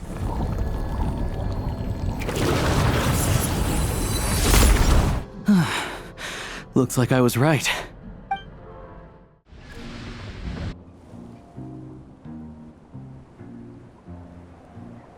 I can't believe the Shadow Realm manifested right on the railroad tracks.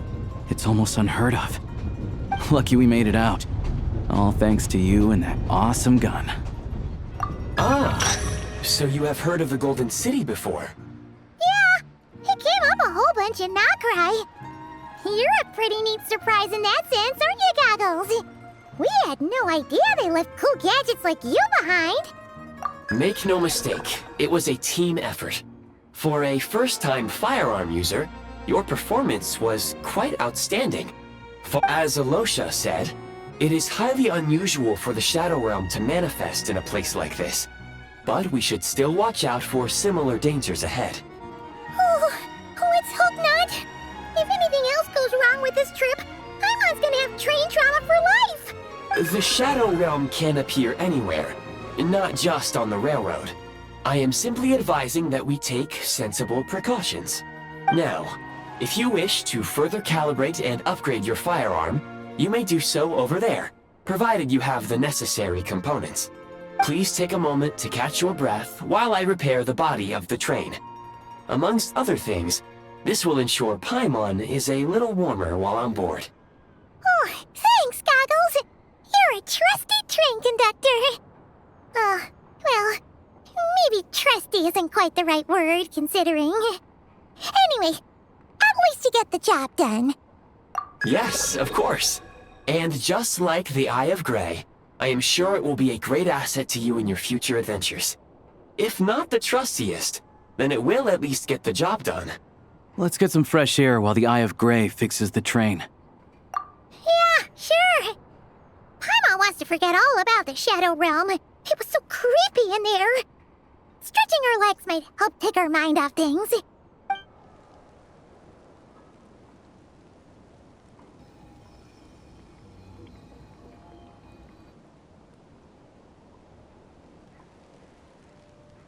It's so quiet here for a train station. Not a person in sight. Just abandoned houses.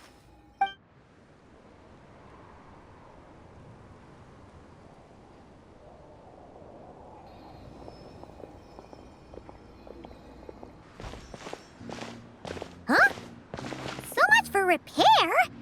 You've swapped our train out for a whole new model! My plan was to restore the train to its original appearance per my records as quickly as possible. Now that the repairs are complete, the train offers optimized performance and a significantly improved trendiness level. Huh. Didn't know trendiness was a parameter. According to my calculations, parameterization is the most effective way for the Eye of Grey to understand trendiness. Hyperborea, huh?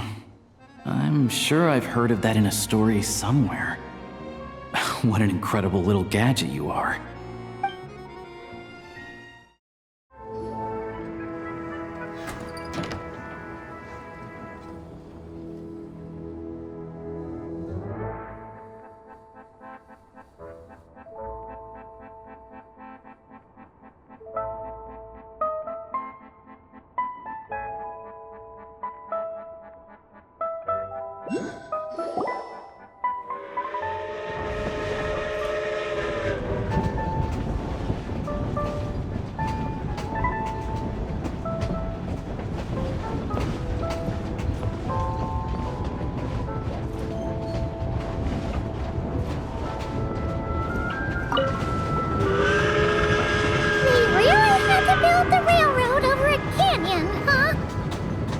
You might want to avoid looking down if you're afraid of heights. No, it's not that.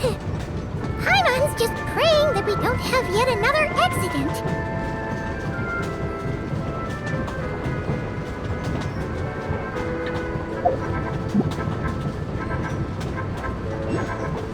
That mountain is breathtaking. Reminds Paimon of Dragonspine. They say this mountain's the domain of a Snegovic lord. A lot of the Snegovic retreated there to live in seclusion, so it's a pretty mysterious place. You hear all kinds of stories. Even the residents of the nearby town of Svietlo-Lidovka steer clear of the summit, and they make a living off of harvesting prime ice.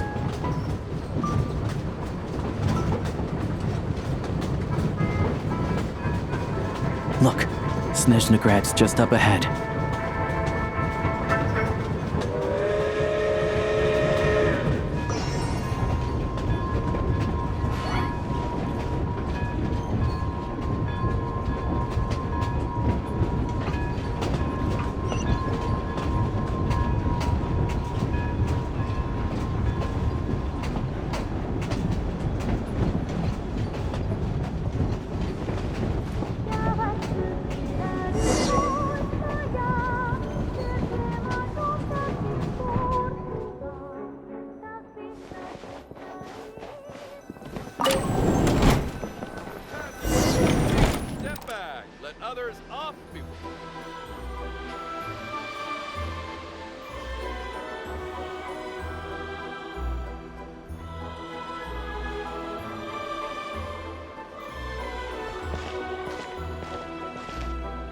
Here we are.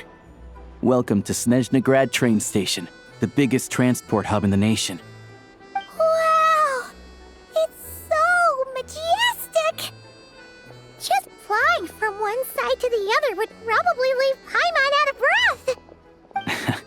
It's built for maximum efficiency, but yes, transferring trains here can be a little tiring. In the future, you can use this train station to travel anywhere you want in Snezhnaya. For now, though, come with me. Let's get Paimon checked out. This way. There's a lift car that goes straight to Sapoliarni.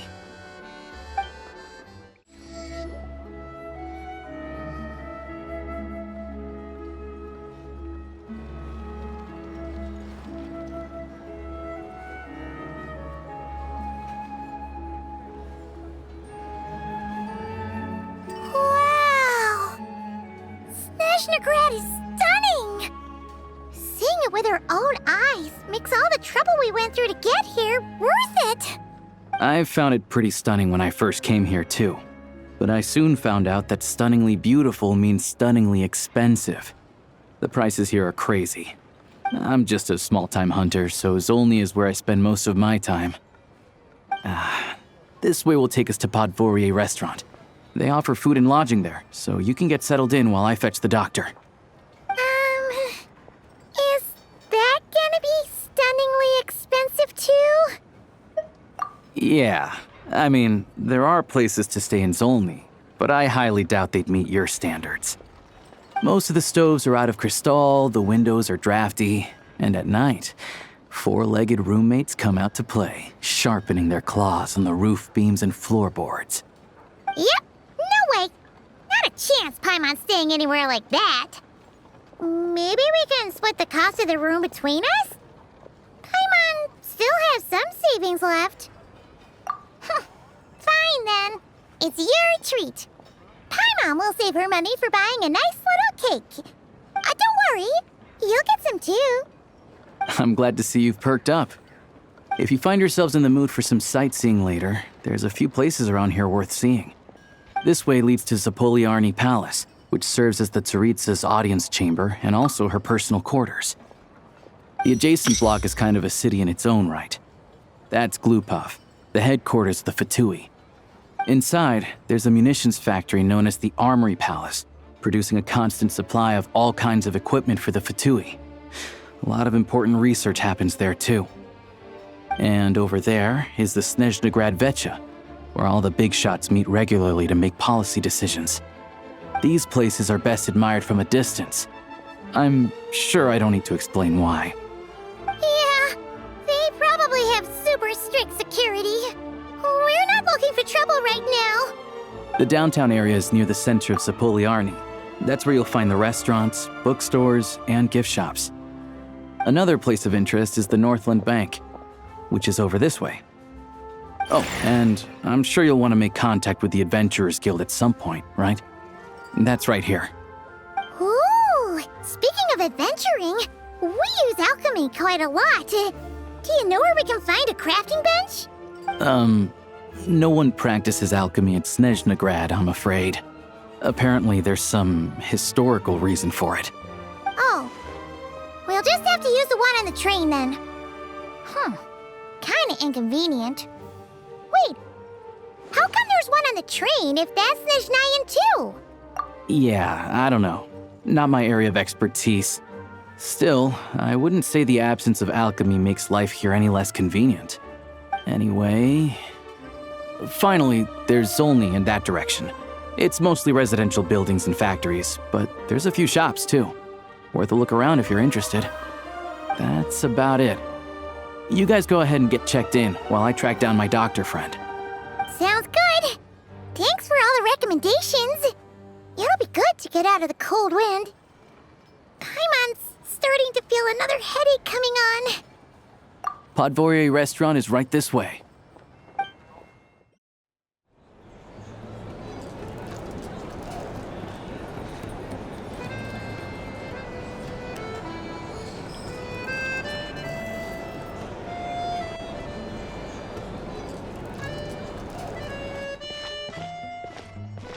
Looks like you get what you pay for, huh? Paimon likes this room a lot. Yeah, much better now that we're out of the cold. Oh, thanks for taking such good care of Paimon. Honestly, she feels kind of bad for throwing a wrench in the works. If this were anywhere else, we'd be out investigating and adventuring by now. But instead, we're stuck here waiting for a doctor. You're right. No need to push ourselves too hard for no reason. A lot happened on our way into the city. Let's review what we've learned so far and try to figure out what to do next. Obviously, the million more question is, what is this Tsaritsa planning? Everything else leads back to that. Sure was. And so far, we've learned that in addition to the 7 Gnosis, her plan also requires a ton of energy. But we won't get to see her anytime soon. Aloysia said that she went east to fight that big monster. It must be a pretty powerful one if it can blanket the whole of Snezhnaya in a snowstorm this awful. To be honest, what we're really lacking right now is information. The kind of information that only the higher-ups in the government would know, not word on the street type of info. Paimon can think of a few people who might be able to help us. But... right. And when we left Nokrai, Sandroni specifically left a message reminding us which side we're on. So, it's unlikely they'd tell us anything confidential about the Tsaritsa's grand plan. Yeah, fair point. Besides, that Gloop-Off place is right nearby. We've got nothing to lose, so it'd be a waste not to go. There's gotta be someone there willing to talk to us, right? Maybe Arlecchino or Cendrone? Or possibly Tartaglia. But it's unlikely we could sweet-talk Arlecchino, let alone Cendrone. She basically told us to stay in her lane already. Yeah, the last time was all the way back in Fontaine, right? Too bad we missed him in Nodcry. Apparently, he came to help out. Hello.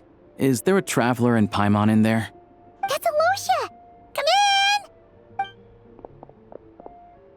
Hello, I'm Dr. Luneva. Alosha mentioned that one of you is feeling a little under the weather. I see. So you're my patient today, yes? And you're, Fae, I presume? Good question. Paimon's not too sure either, but she's definitely not the same kind of Fae as the ones we saw at the train station. Is that gonna be an issue? Not exactly. It's just, I'm used to treating human patients. Fae tend to be far more resilient than even the healthiest and most long-lived of humans. But don't worry, I do have some experience treating Fae. I've even diagnosed plenty of cats and dogs in my time. Safe to say, I have a fairly eclectic range of expertise. It'll be fine. Paimon's basically the same as a human, right? We're no different when it comes down to it, are we? That's just because Paimon knows how to eat. Now, please take a seat.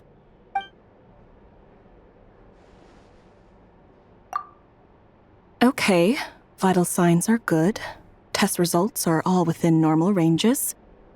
I don't think it's anything serious. More than likely, you've just caught a cold. I can give you some medicine to tide you over, but as long as you rest properly for the next couple of days, you should feel better. Make sure to keep an eye on your temperature, though. If you find yourself with a persistent low-grade fever, or if your symptoms don't improve, just contact me again.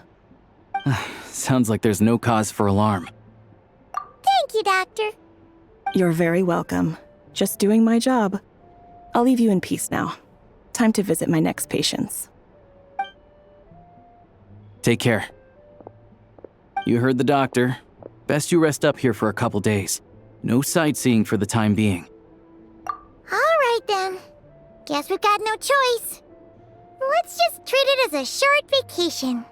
I have to get back to it. If you need anything else from the doctor or me, go to the Hunter Trade Station in Zolny. The boss there knows how to reach me. Hey, no big deal. You saved my life in the Shadow Realm. This is the least I could do. See you around.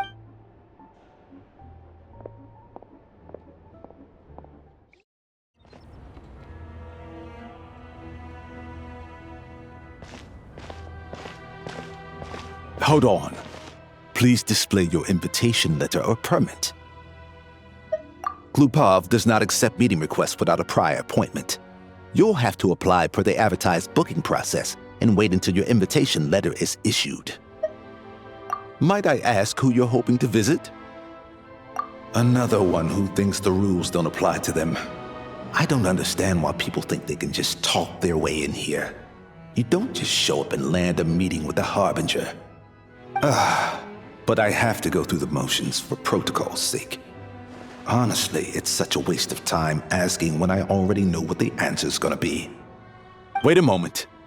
I'll pass on your message. If Child is unavailable, you'll have to go through the proper procedure. Lord Child is a busy man. He's probably not in Glupov at the present. If I were you, I'd cut your losses. No point waiting any longer. Even if you two are old friends as you claim, please understand that the Fatui Harbingers are often busy with their official duties. They tend not to stay in Glupov for extended periods. Next time, stick to the rules. You'll make life easier for both of us, Greetings, Lady Marionette. I'll take care of our guest here. It's his first time in Snezhnaya, so it's no surprise that he doesn't know the rules yet. I trust no choice words have been exchanged. No misunderstandings I should be aware of. No, Lady Marionette. No incidents to report. Whew, that was a close call. Good thing I played it cool. Is that right? Good to know. Wait, where's Paimon? Under the weather? That's hard to imagine. She's always buzzing with energy. I take it she's still adapting to the climate. Happens to a lot of people. It's even colder here than in Nodcry. Has she seen a doctor? I can get you one if you need. All right then. Well, let me know if you run into any other problems. Why else? I was just about to sit down for some much-needed tea time when I heard that an old friend of Tartaglia's had shown up outside. No appointment, nothing. And, as obnoxious as it may be to show up uninvited at Glupov, I couldn't help but take pity on the poor soul who was waiting outside in vain. So I had no choice but to abandon my freshly brewed piping hot tea and come to see this mystery guest for myself. Well, I felt our time working together in Nodcry warranted some courtesy. I couldn't exactly let you freeze to death out here in the wind. Unfortunately, I can't invite you inside either. The rules of Glupov wouldn't allow it, and as a harbinger, I have to lead by example. On the plus side, Snezhnograd actually has some class, unlike Nasha Town. Torchlight Books has a very nice selection of teas and cakes, so we can catch up there. Your treat, of course. Because I already wasted one perfectly good cup of tea today. That's why.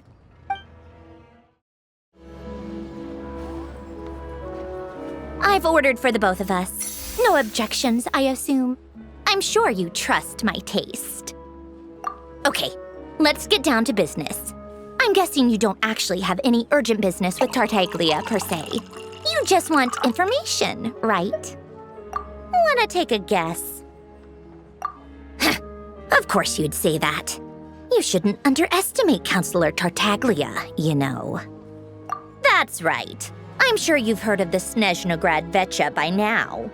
Well, he's busy preparing some paperwork for their next meeting. They'll be discussing yet another extension to Project Stuzha.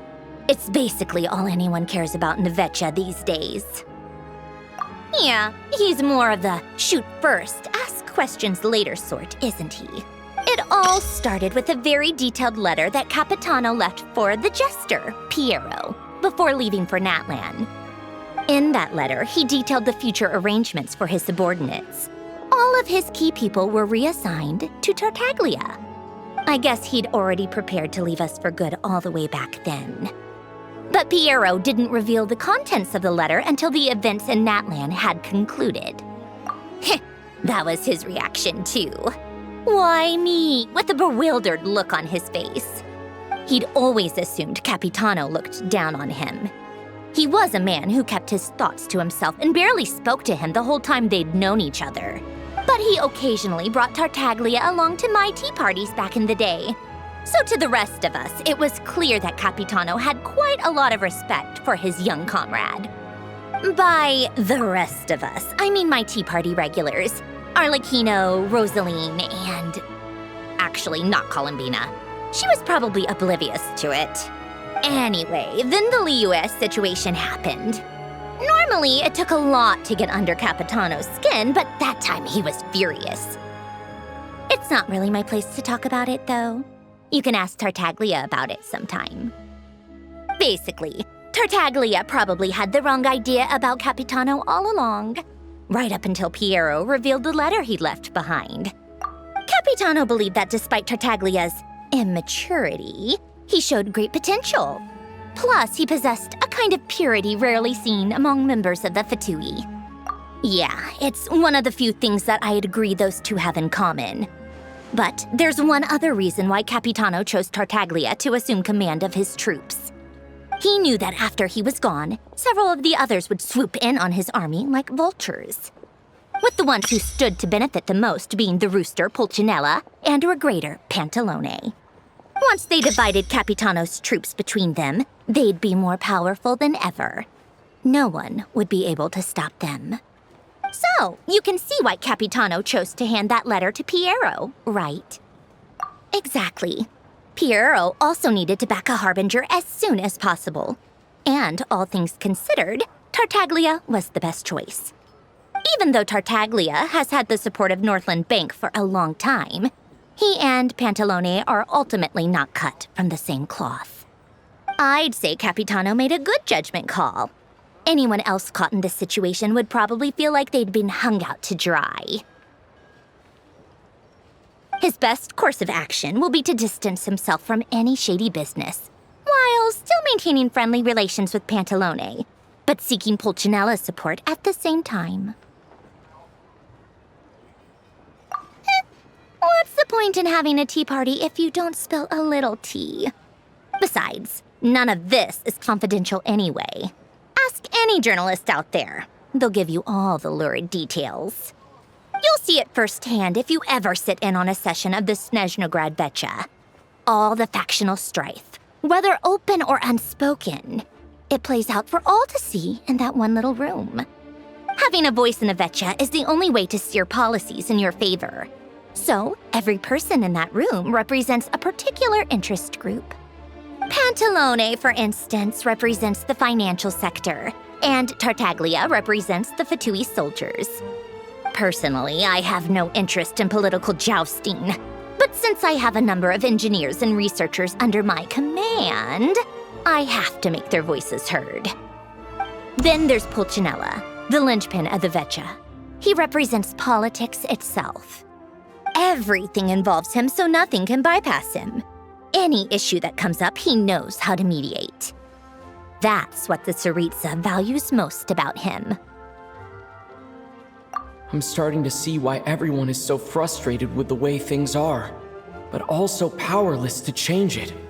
A complex web of interests connects all parties involved, and the Tsaritsa sitting at the top adds another layer of complexity.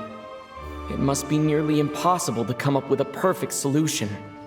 All right, I'm done carrying this conversation. Time for you to answer a question of mine.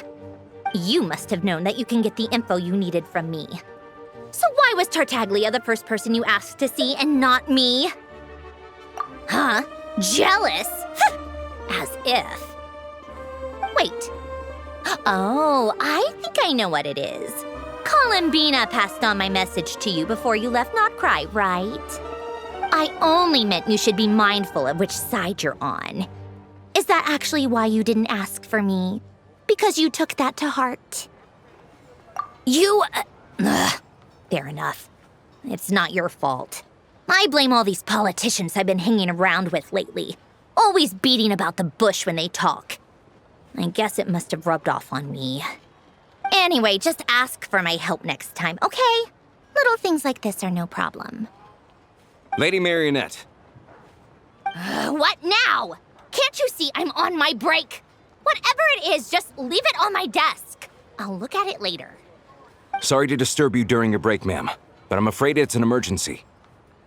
Isn't it always?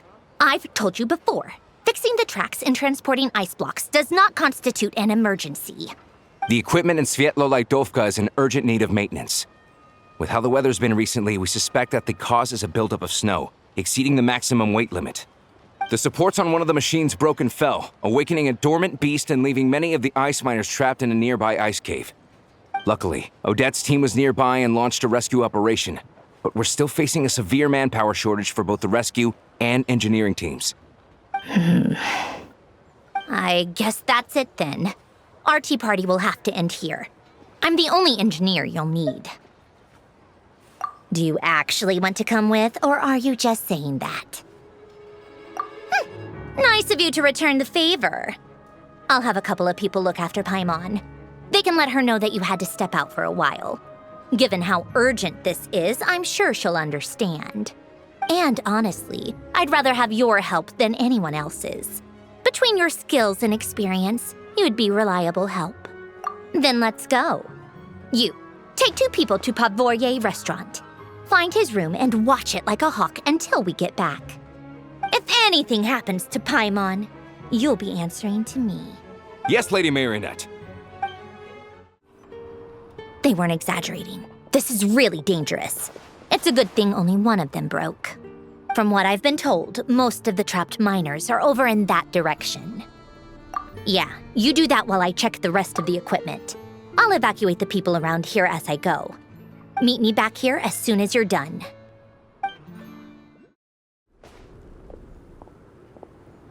I have to be getting close. Don't go any further.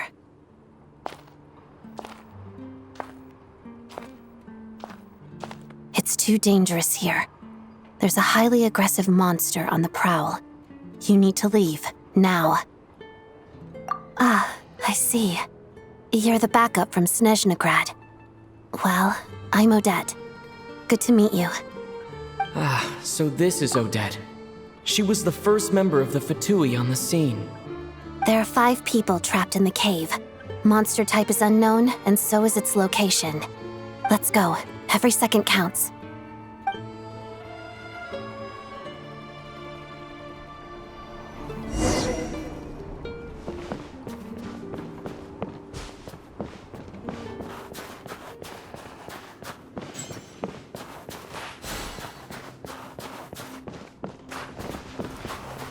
Careful. Something's moving.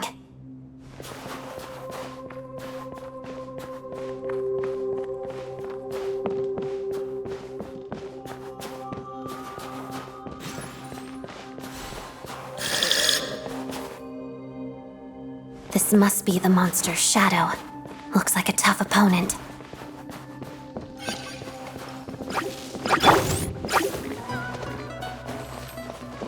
Let's begin.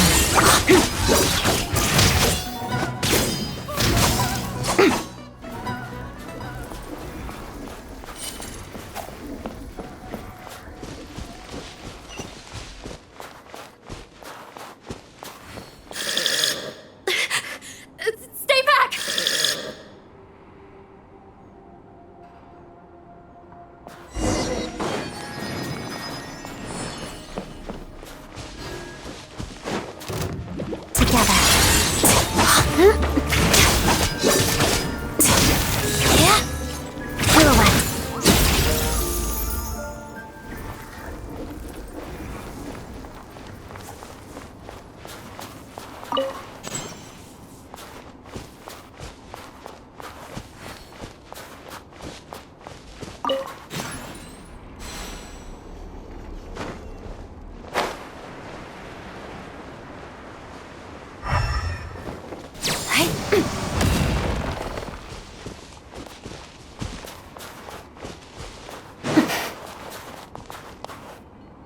See them. They're right behind the monster. The monster seems very agitated. It could attack at any moment. Let's make the first move.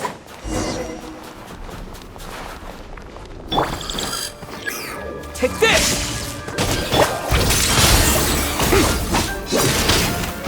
Hadada. Witness the snow swan's grace.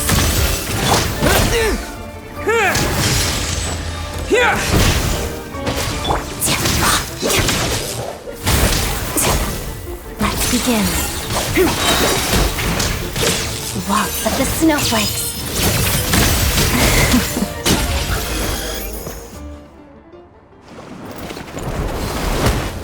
Oh, thank you for saving us. We'd have been monster fodder otherwise. Thank you. Thank you. You're welcome. You should be safe now. Follow this route out. He and I will stay behind to watch the rear. Thank you. Come on, let's go. This way.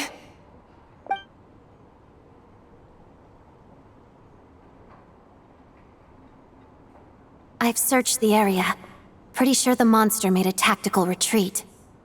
Yeah, but with us here, it won't be coming back anytime soon. It may be small, but don't be fooled. It's a ferocious beast. People are just food in its eyes. It's lucky we got here when we did. The trapped miners have been successfully evacuated. Time for us to leave. Wait, this place. There's something unusual about it.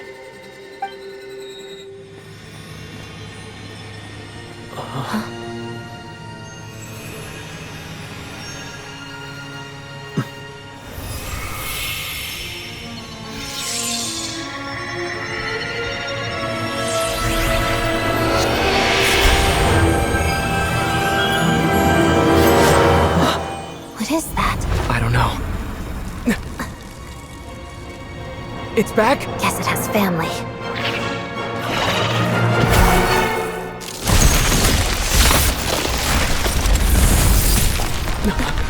This way. Run!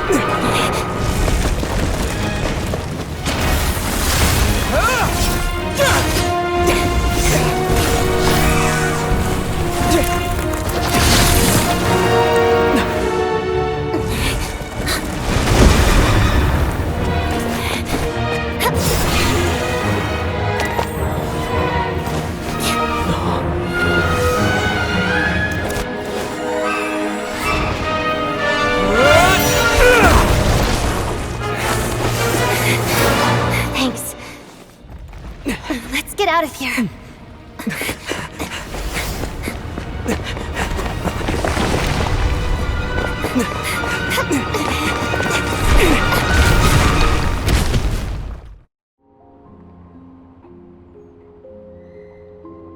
Everyone's accounted for. We managed to rescue them all. We also placed a sign at the entrance to the cave, warning people to stay away. You really held your own today. I still don't know your name. Don't think I've seen you before. I'll remember the name.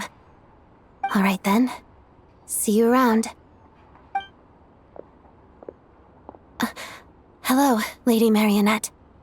I hear the rescue operation was a great success. I knew I could count on you. What brings you here, Odette? Here for a performance? No, a Fatui mission. I happened to be nearby and heard the crash. She hasn't introduced herself then.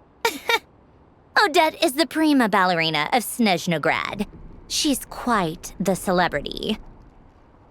If you ever hear people mention the two crowning jewels of the Korolievsky troupe, they're talking about Odette and the prima donna, Vodianitsa. On top of that, Odette's also a rising Fatui star. It's looking likely she'll inherit the title of the Fair Lady. She learned all her combat skills from Rosaline herself. Used to be one of her most valued subordinates, too. You flatter me, Lady Marionette. If she's Rosaline's protege, that makes me... Never mind. There's no need to bring it up. No point making things awkward. How's progress on your end, Lady Marionette? Equally successful. I finished reinforcing all the equipment. Took me a little longer without Polonia's help. But the outcome is the same, of course. Even if the heavy snowfall summoned by that monster lasts for another 3 months straight, this equipment won't give way. All right, now that we're done here, it's time to get out of this blizzard. Sure, but Snezhnograd will send someone to investigate and draw up a relief plan. And I guess I'll have to write the incident report myself this time, since it involves a mechanical malfunction. First, Pantalone needs to approve the budget, then Pulcinella has to sign off on the plan. Once they've argued it out and reached a compromise, we can move forward. That's the rough process anyway. Could take anywhere from a couple of weeks to a couple of months, depending on how smoothly it goes. Yup, nothing we can do about it. There's a whole stack of incident reports like this back at the office. The snow has eased a little for now, but there's no telling when that will change with that monster still at large. Fuel for heating is in short supply, and relief is weeks away. There's no immediate threat to life, but still, it just feels like there should be a better way. Hey, quit daydreaming. Let's get back to Snezhnograd.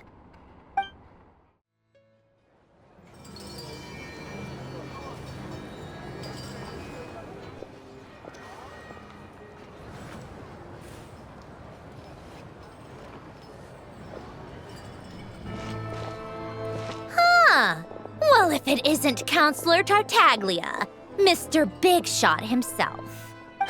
Go easy on me, all right? I'm still recovering from the interrogation the real Big Shots put me through. Hey, comrade, it's been too long. I heard you came looking for me earlier. Nicest surprise I've had in a while. Good to see you too, Odette. I'm guessing you guys just got back from Sviatlo Laidovka. How'd it go? Crisis averted? It went fine. about you? Any new developments? Not really. Same as ever. Growing opposition to Project Stuzha, and the usual rebuttals are starting to ring hollow. The results of the mock vote were pretty dire. Pulcinella was fuming. I've never seen the old man so angry. That's not good news. It takes a lot to rattle him. Yeah, obviously if push comes to shove, there are ways to crack down on dissent. But... Sorry, I have to ask something.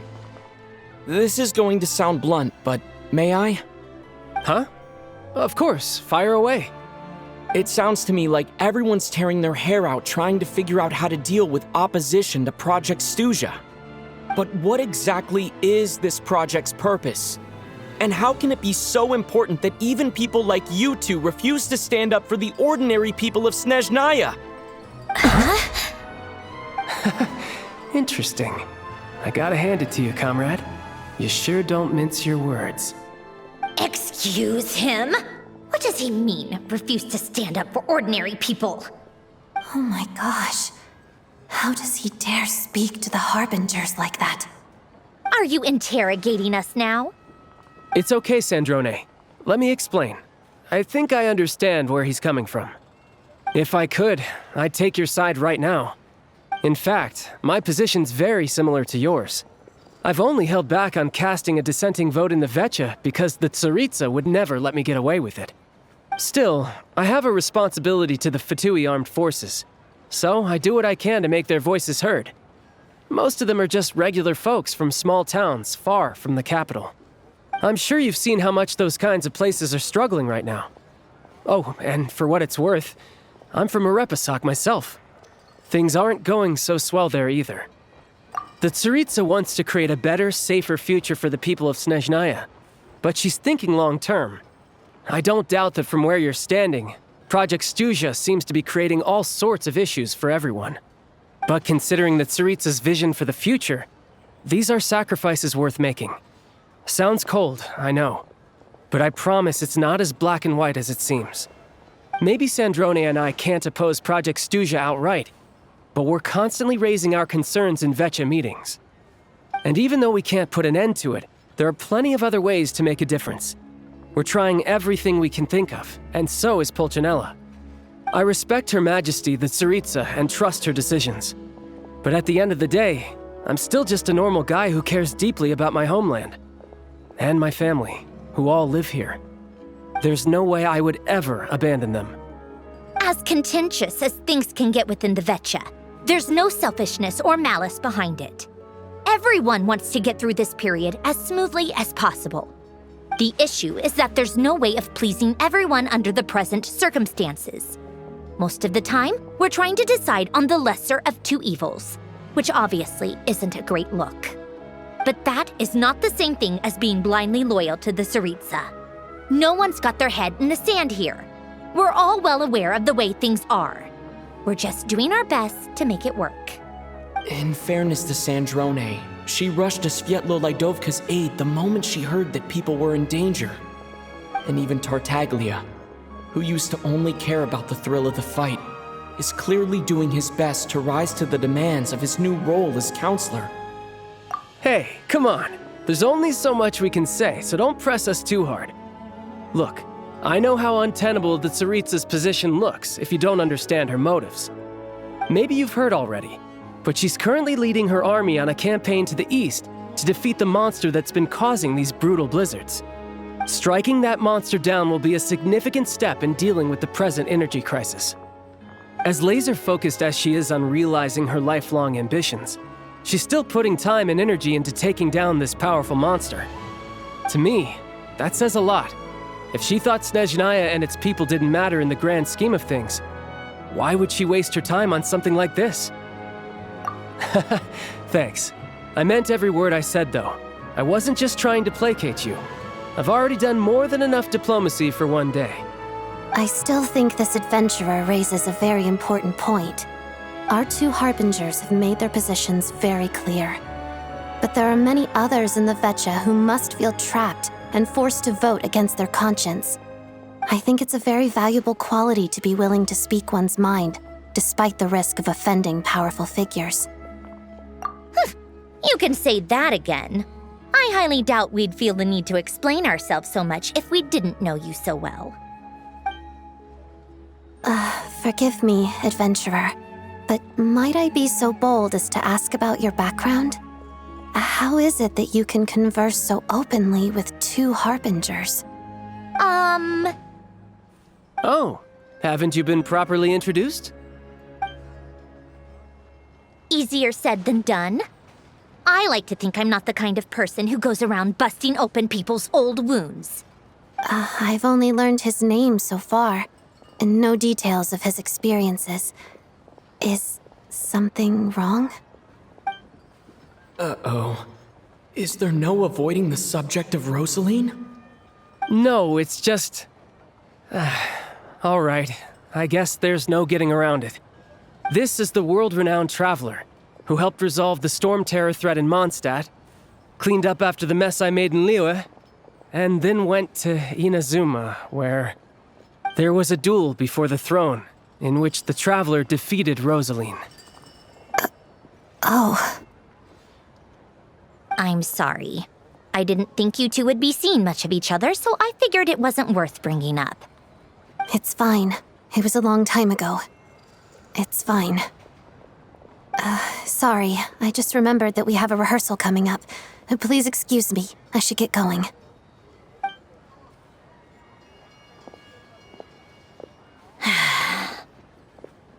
I've mentioned this to you before, remember? She was Rosaline's most valued subordinate. But they didn't actually get along. Not that Rosaline was really the type of person to make friends, but death has a way of resolving a lot of conflicts. Don't let it weigh on you. Like she said, it was a long time ago. It's in the past now. Odette has a very different personality from Rosaline. Give her some time. I'm sure she'll work through it. Oh, by the way, where's Paimon? It's not like her to hide away. She hasn't been feeling well, so she's resting at Pavorier Restaurant.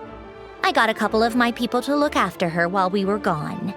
Oh, right. Sorry to hear that. Poor thing. Reminds me of when Tonya was little. She really felt the cold back then. Used to get ill all the time. I felt so bad for her seeing her lying in bed, coughing. She was so mature for her age, though. Whenever someone came to visit her, she'd greet them with a smile and would never complain. I'm sure Paimon's a good kid, too. You're a little short on manpower, right? Let me have a couple of my people take over for yours.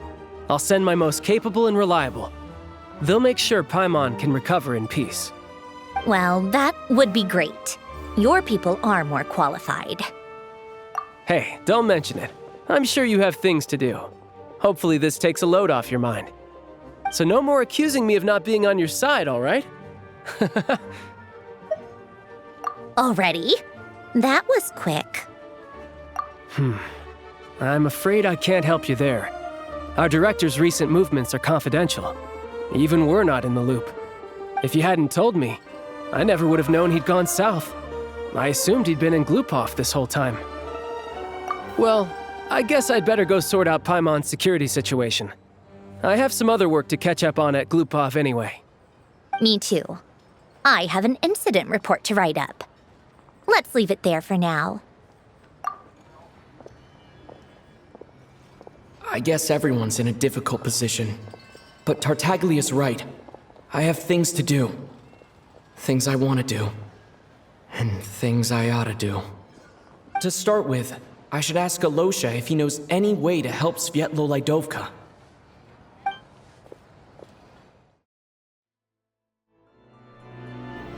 How strange. This sword seems to be vibrating of its own accord.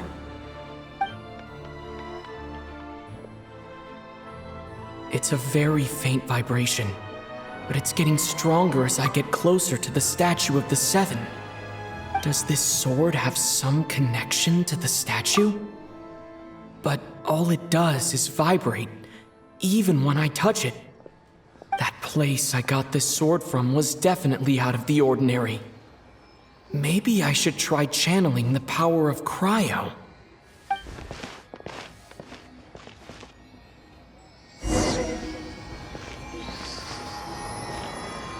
In case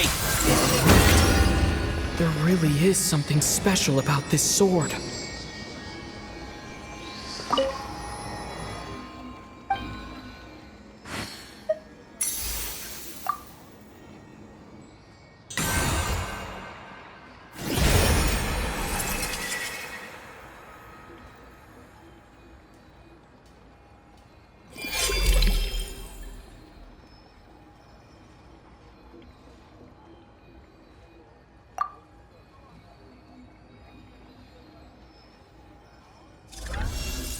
I don't really understand what just happened, but I'm pretty sure this sword just got a little more powerful.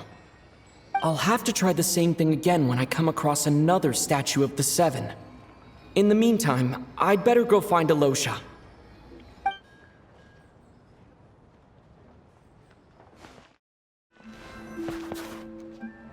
Hello there. How can I help? Ah, sure thing. Give me a second, I'll go fetch him for you.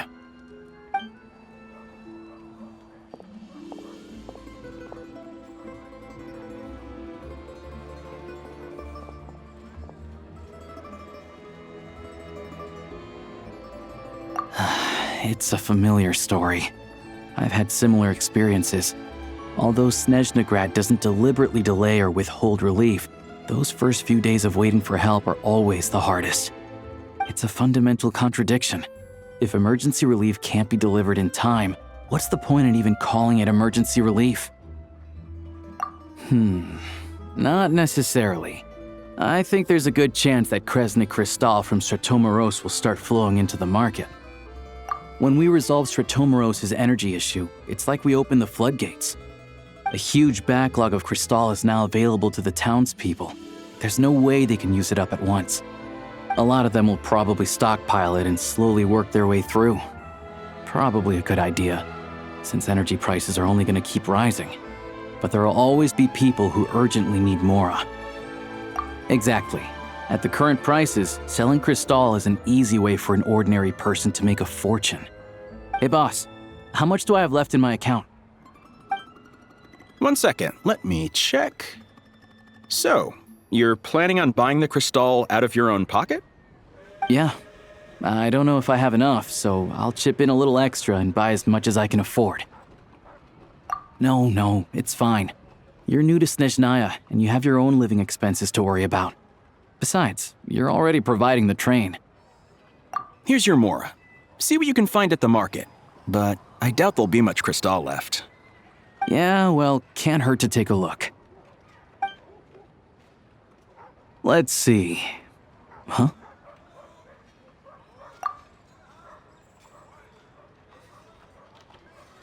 Oh, Alosha, and... Hello? I didn't realize you two knew each other. Yeah, I take on some odd jobs in the city to supplement my hunting income. Sometimes I work as a cleaner or prop hand at the theater where Odette is one of the big stars, so I've met her a few times. When the weather's as bad as this, it's better for a hunter to adapt than to keep looking for game. Yes, and we sometimes need extra help.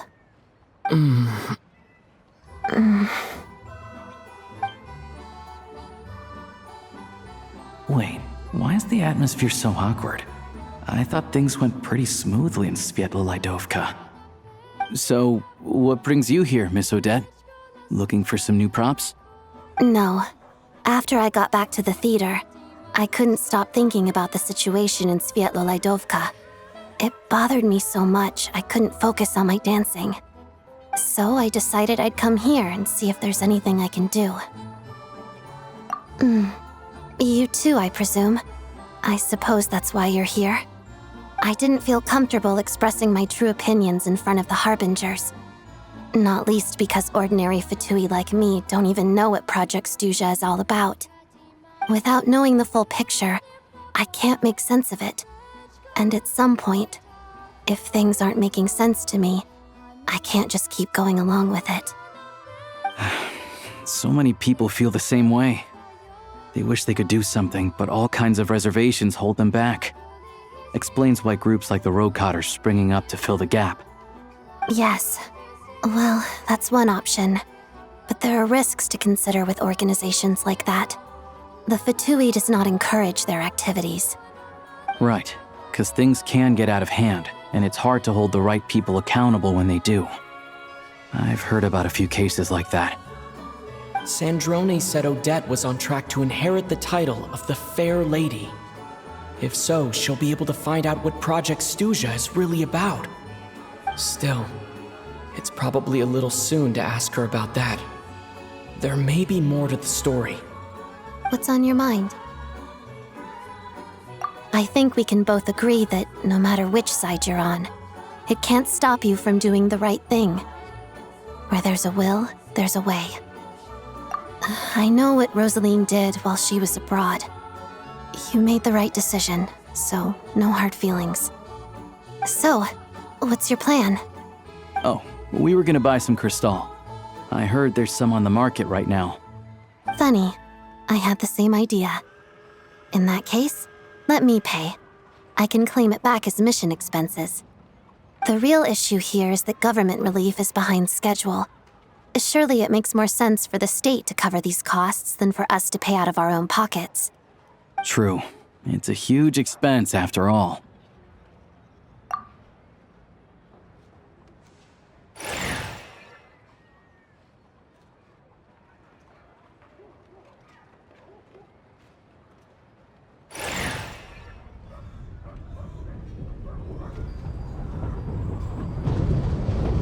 Let me see. I'll take it all, please. And I'll be needing a receipt. Right. Choose mission budget under the expense category, but be sure to specify emergency rescue operation in the description. Otherwise, the normal reimbursement limit will apply. Let's book this train.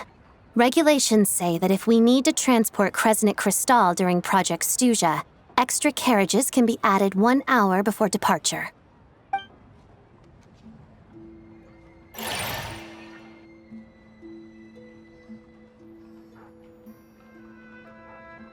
That should do it. The train will be escorted to its destination by VII guards. This is my first time seeing you handle VII affairs, Miss Odette. It seems you're as skilled an officer as you are a dancer. You flatter me. It's only because I've been doing both my whole life.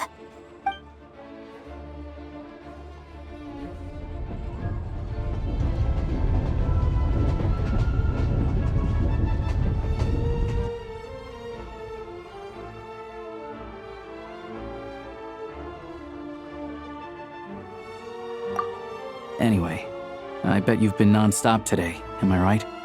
Any idea how Paimon's doing? What's wrong? Who's Paimon? His travel buddy. Hasn't been feeling well. She caught a cold right after they got to Snezhnaya. Sounds like she's important to you. I can't believe you've been dealing with this on top of everything you've been doing to help the people of Snezhnaya. I've got nothing going on right now, so I'll join you. I want to see how she's doing. May I come too? I have some candy that someone gave me back in Svietlo-Laidovka. Plus, I know a little bit about relieving cold symptoms. All right then, let's go.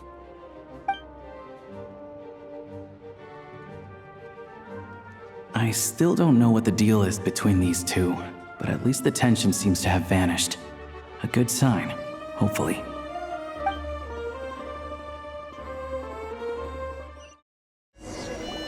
Hello. Sorry, but there's a sick person recovering in this room.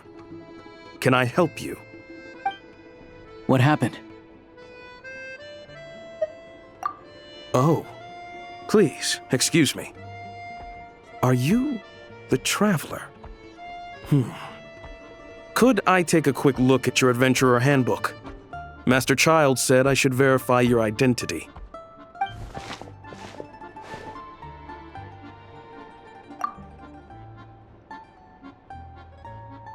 Ah, it's really you. Sorry for the inconvenience. We're under strict orders from Master Child to keep this room well guarded. At the same time, we can't interfere with Podvoye Restaurant's business. That would only seem all the more suspicious and draw unwanted attention to this room. Besides myself, a few of my colleagues are stationed in and around the restaurant In plain clothes, of course. Rest assured, you're in safe hands. I didn't expect such a high standard of protection. Well, Master Child handpicked us for this special assignment. We're not about to let anything go wrong. Anyway, I won't keep you any longer. Please, head inside.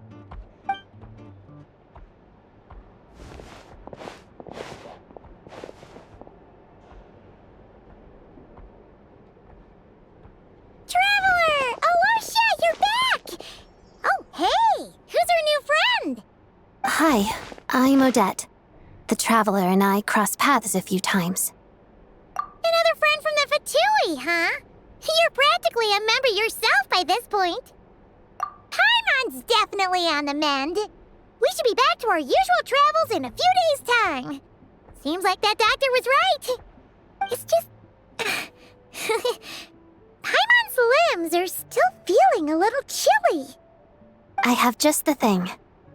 Whoa! What's this? Is that a flame inside an ice cube? Wait, is this real ice? How's it not melting? And how does the fire keep on burning? All keen observations. You're right.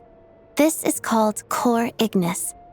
Whenever I've caught a cold in the past, I found I recover much more quickly if I place this by my bed. You're welcome to borrow it. Awesome! Wow! It's so nice and warm! Oh, it's like magic. Your name was Odette, right? How did you two meet again? Looks like she's in pretty good spirits. That's a relief. Any progress with your investigation yet? No surprises there, I'm sure. They're not likely to let anything slip. The Rokad, huh? Let me think. Members of the Rokad keep their true identities hidden, but I think there might be someone I can introduce you to. Leave it with me. Meet me at the Korolyevsky troop tomorrow, and I'll tell you how it goes. Would anyone like a drink? I'm gonna head to the bar. Paimon will have... maybe some hot milk? Yeah. Paimon's in the mood for something warm. Enough with the secret chat, you two. Let's catch up properly in a minute. Paimon wants to know everything that's happened today. It'll be kinda like tabletop troop. No reason why listening to a story can't be an adventure. Ah, you made it. I've got some tickets, and I managed to set something up with the Rokad. It'll have to wait until after the show, though. Happy to stay and watch? I doubt you've seen the Korolyevsky troupe on stage before. Pleasure. Here, this is the way in.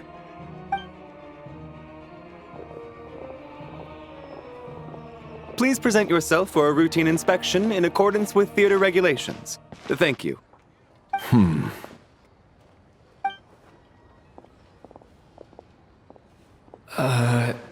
Is that guy with the Fatui? Looks like he's waiting for something. Okay, all done. Thank you for your cooperation. Please proceed through to the theater.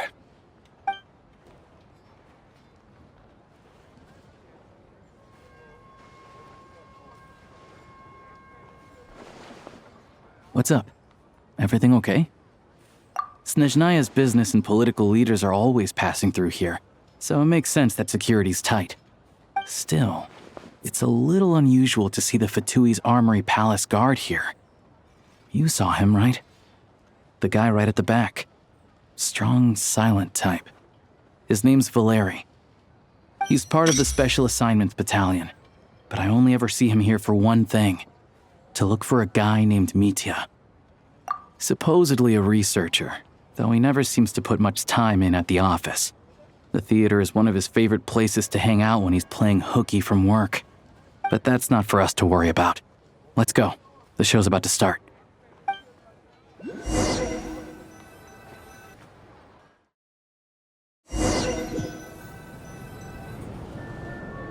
What do you think? Pretty impressive, huh?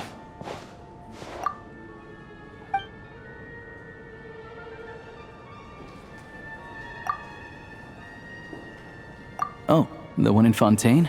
I hear it's iconic. Never seen it for myself, though. Here we are, just in time. Sorry, coming through. Ugh. If you're gonna show up late, keep your mouth shut. What's his problem? Whatever. No point arguing with people like that. Look, there she is. That's who I'm introducing you to later. She's the lead singer of the troupe, Vodyanitsa.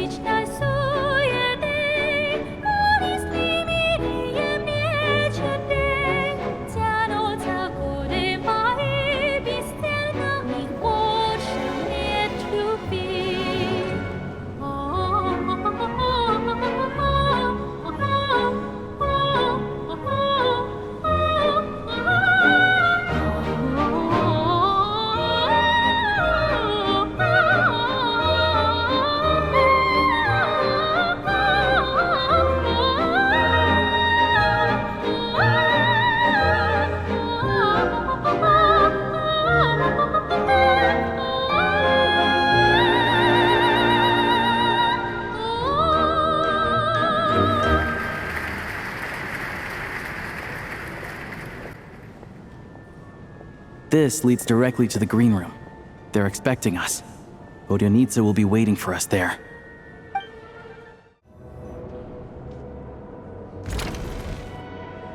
Hey there. Excuse me. Can you believe it? I am so mad right now. Come in. Oh, it's you two. Huh? You know each other? Oh, wait. Is this who you were telling me about? The one you met yesterday and couldn't stop thinking about? I never said that. Yes, you did. Why are you denying it? It was right before I went on that rant about the moody factory owner. Oh, I remember it so clearly. Might I ask what brings you two here? Oh, I just brought him here to see the show. And when it finished, he was full of praise for Vodyanitsa's performance. So I thought I'd try my luck, see if we could get the chance to chat for a bit. Maybe get an autograph? You work here. You of all people ought to know that's against the rules. It's not what the green room is there for. Oh, what's the big deal? Come on, don't be shy. I can give you an autograph. You can take a picture too if you want. Do as you please. I finished all my shows for the day. I'll leave you to chat.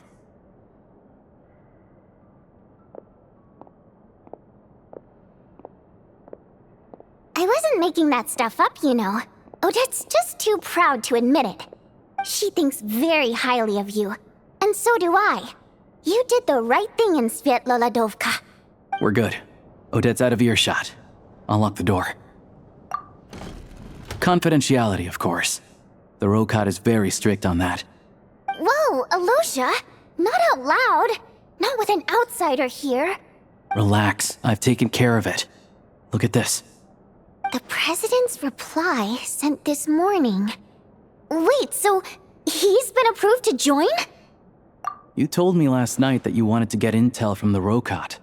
Unfortunately, Rokat intel is only available to members. But ever since you set foot in Snezhnaya, we've been working together.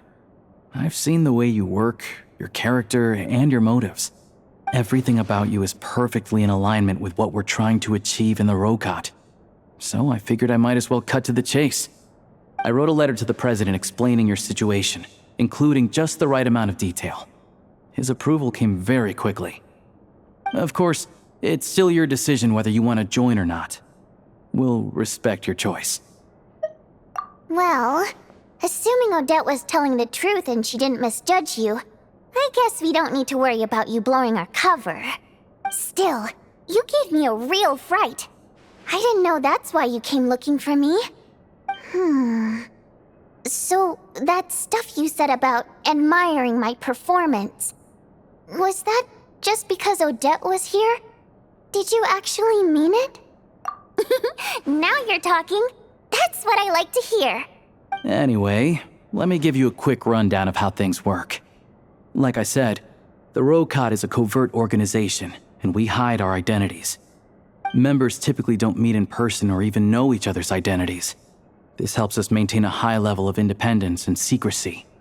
Because of this, members are basically free to decide their methods without constraints, so long as the outcome of any activity doesn't violate the organization's principles. After all, we don't have any ostensible contact with each other. This way, if anything goes wrong, no one else will be implicated. Beyond the freedom to choose how you operate, it's also your choice whether to act at all. We have plenty of members who have yet to take any action.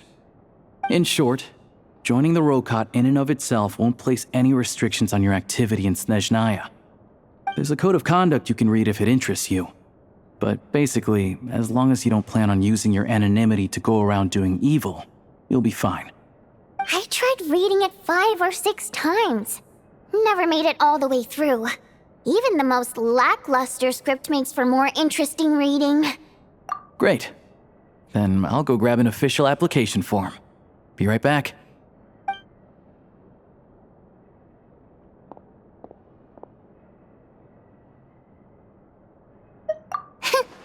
Well, Alosha has this pet dog, you see. His name's Tagarin, and this one time, Alosha brought him backstage. Tagarin took quite a liking to me, so I played with him for a little bit and fed him some treats. Then, the Rokot was out on a mission one day, and even though we were all in disguise, Tagarin recognized me right away. Just a coincidence, really. We didn't report it to the higher-ups, though, to avoid dealing with the fallout. Like my job at the theater, for instance. I really needed to make ends meet.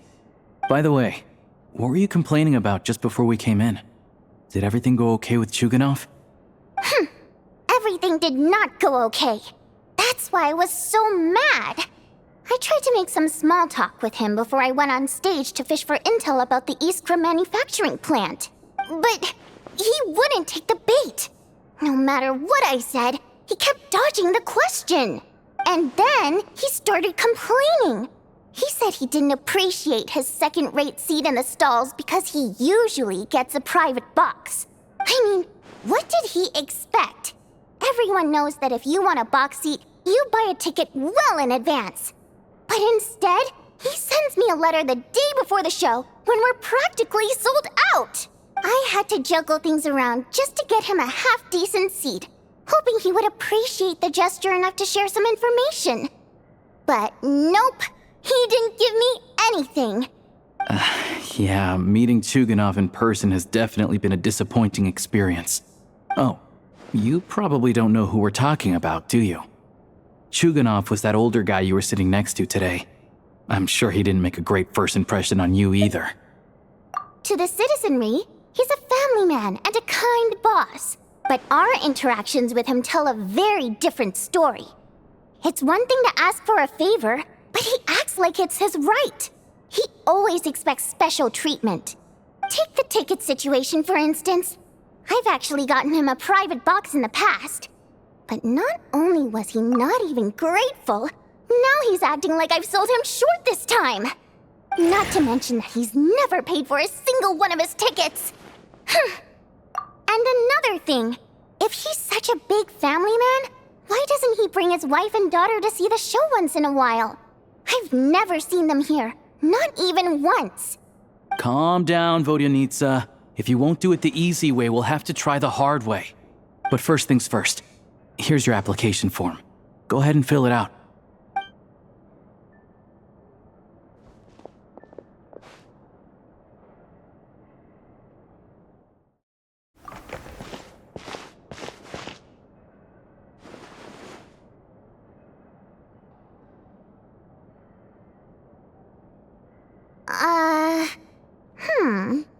Looks like I'll need to make a few little tweaks here and there.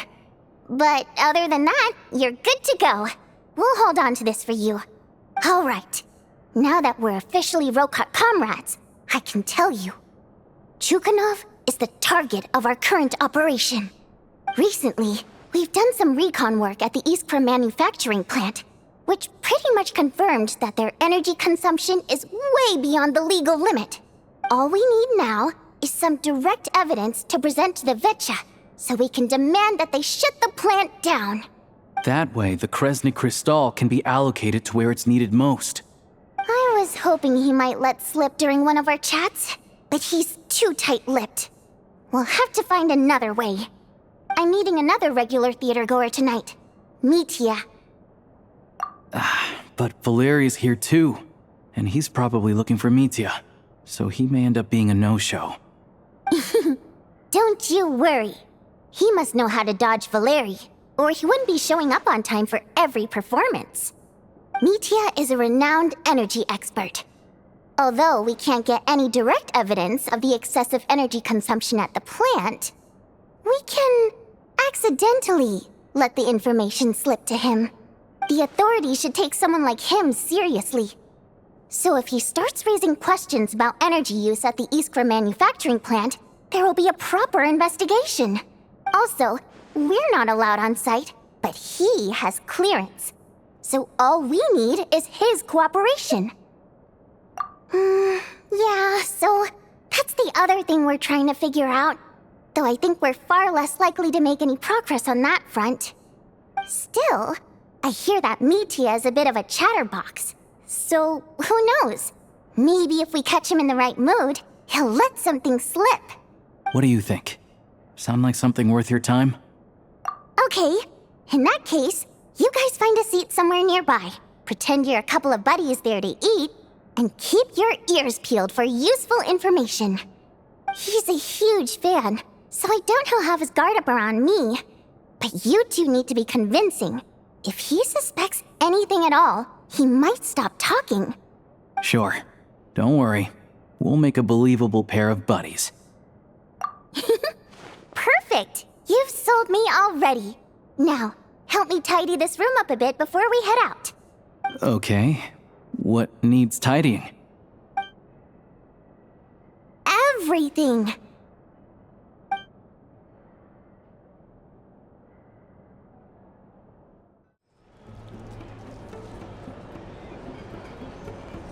We come here often, so we shouldn't stand out.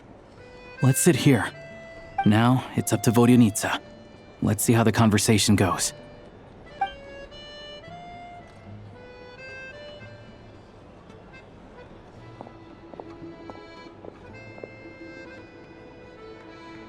Mr. Mitya! Over here! Over here! Oh, sorry. I got a little held up on my way here. Now we have even less time than we planned. Go ahead and order some snacks and drinks, whatever you like. Let me see. According to my schedule, we still have 25 minutes left. You're really pressed for time today, huh? I was imagining this would be a leisurely chat. If you'd prefer, we can always reschedule for another afternoon when you have more time. No need. Getting to meet the lead singer is a very precious opportunity for me. I'm not about to pass it up. I've already had to decline your invitation several times because our schedules rarely align. If I don't grab this chance while it's here, who knows when the next one will come around? Well, it's very kind of you to make time just for me. I'm not too sure, to be honest. But Snezhnaya's full of weird and wonderful things like that, so people tend not to bat an eye. I'm sure the same will go for the Eye of Grey and Paimon. The reason I invited you out for tea and a chat today was to get some feedback from a true fan of the theater. Well, I genuinely have nothing bad to say. No matter how many times I hear you sing, it never gets old. It always seems fresh and new somehow. Maybe it's because the more times I listen, the more details I notice. Or maybe you simply improve with every performance, delivering it better each time. Thank you! I'm delighted to hear that! Could you give me any specific examples? Oh, yeah. The piece you sang today, for example. Beneath the Frozen River? Hey, what's with you? I'm just praising a good performance. I always used to find that such a bleak and lonely song. But the more you listen, the more you realize that it's not as cold and nihilistic as it appears. When you really dig down into it, there's a certain level where you're surprised by the emergence of hope. Wow, I'm impressed. I didn't expect you to pick up on that. Actually, I only tried out that angle after talking with a composer. Still, Beneath the Frozen River wasn't on today's program. Oh, really? But it's a classic. You sing it every time. Almost every time. Oh,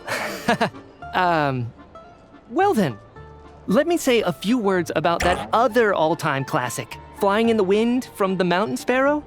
I didn't sing that one today either. My voice wasn't quite up to it, so I switched it out at the last minute. Oh, but, Sorry, Mr. Mitya, but you were at the theater today, yes?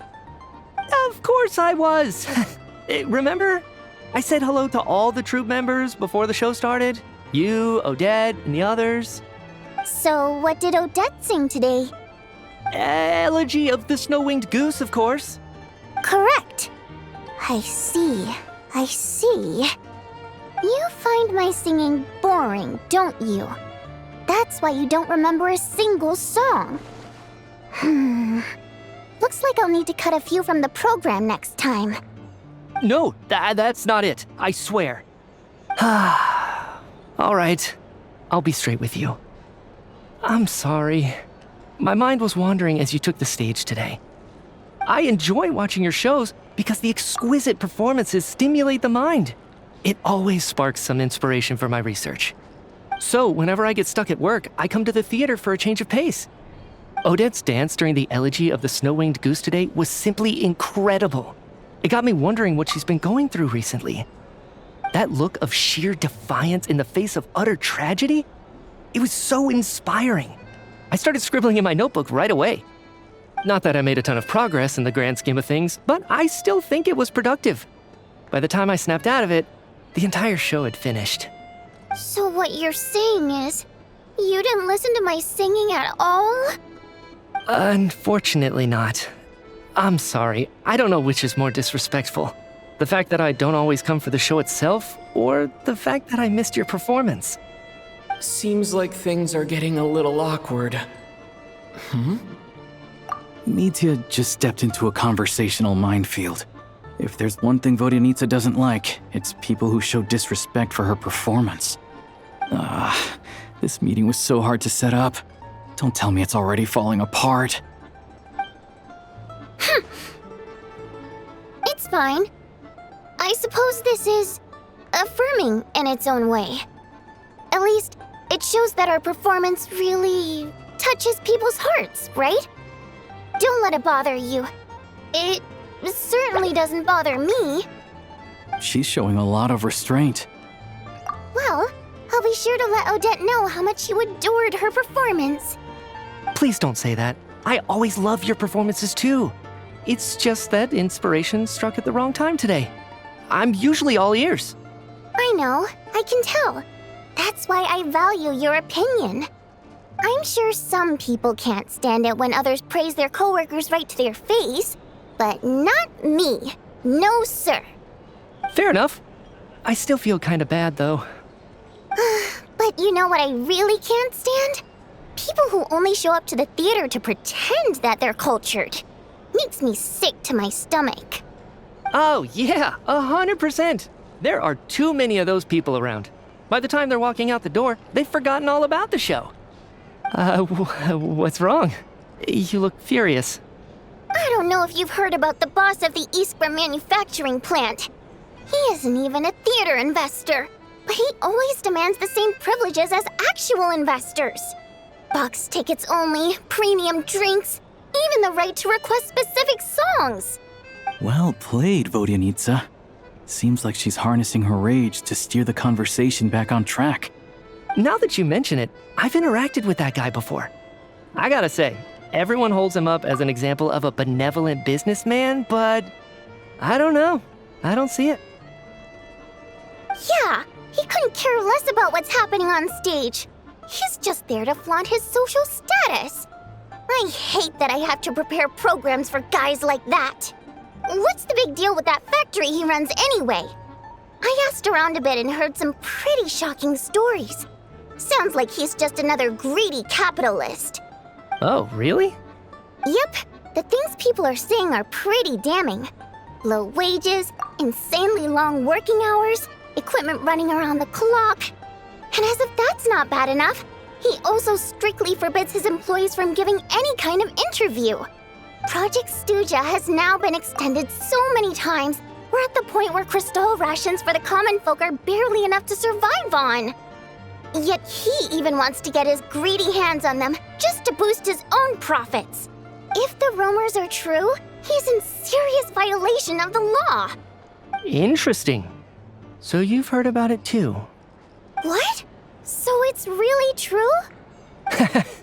Who knows? I've only heard the same rumors you have. But there's no smoke without fire.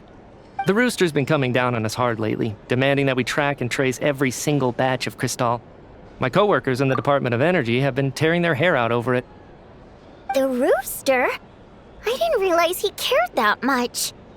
Yeah. Even though there are no restrictions on Crystal trading, the poor will wind up freezing to death if we let the rich buy as much as they want. That's clearly unfair. Looks like we'll need to arrange an investigation into the Iskra manufacturing plant as soon as possible. I never knew you kept up with current affairs beyond the theater, Miss Vodyanica. You really have a heart for the common person. Most Fae in your position have long been indifferent to the plight of humans. Well, those of us who choose to live in human cities are naturally going to pay attention to any significant upheaval. Isn't the Rooster a Fae himself? I'm just surprised to learn that even someone with as much experience as him is getting so stressed out over Project Stuja. What is the end goal of this project anyway? This is it. We're finally going there. I'm sure Mitya can sense on some level that she's fishing for information. But since their conversation is so relaxed, he might just let something slip. It's stressing me out too. If I'd only made better progress with my research, things wouldn't have dragged on this long. Oh, so your work is related to Project Stuja? That's right. The Armory Palace needs a brand new energy source. Not the power of the Light Realm and not elemental energy. Right now, the only thing that meets the requirements is the power contained within stellar linchpins. But harnessing that power is costly. Each step of the process requires enormous amounts of Kresnik crystal, from extraction to quantification to attempts at conversion. Progress has been painfully slow, and the team is getting burned out as time goes by. Sometimes, I see people staring into space as if in a trance. Could it be that this new energy source has side effects? No, it doesn't affect us, because the energy is used for... Okay, I got it. Stop choking me. Sorry, I can't talk about that. I think we're all just exhausted. We've been working ourselves to the bone for so long with so little progress to show for it. It's no wonder people are struggling to stay motivated. Seems like I owe you an apology. I shouldn't have gotten so mad at you for not paying attention during the show. Don't worry about it. I count myself lucky, to be honest. I don't envy the people who work closely with the Tsaritsa herself. I'd much rather be in my current position. At least I don't have to shoulder any major responsibilities. So they're trying to develop a completely new kind of energy. Yeah, censored by a scarf. Who would have thought? Oh, dear. It looks like my time is up. I'm afraid I have to leave. I'm so sorry. We ended up barely talking about the theater. That's okay. It was a pleasure chatting with you, really. Let's make up for it next time. Yeah, hopefully once the work pressure eases up a little, I'll be able to focus more on the performance, and then we'll have more to discuss. We touched on some confidential issues today. I'd be grateful if you could keep it between us. That could have gone worse. Nice job. Why was Mitya in such a hurry to leave, though? Sorry, routine inspection.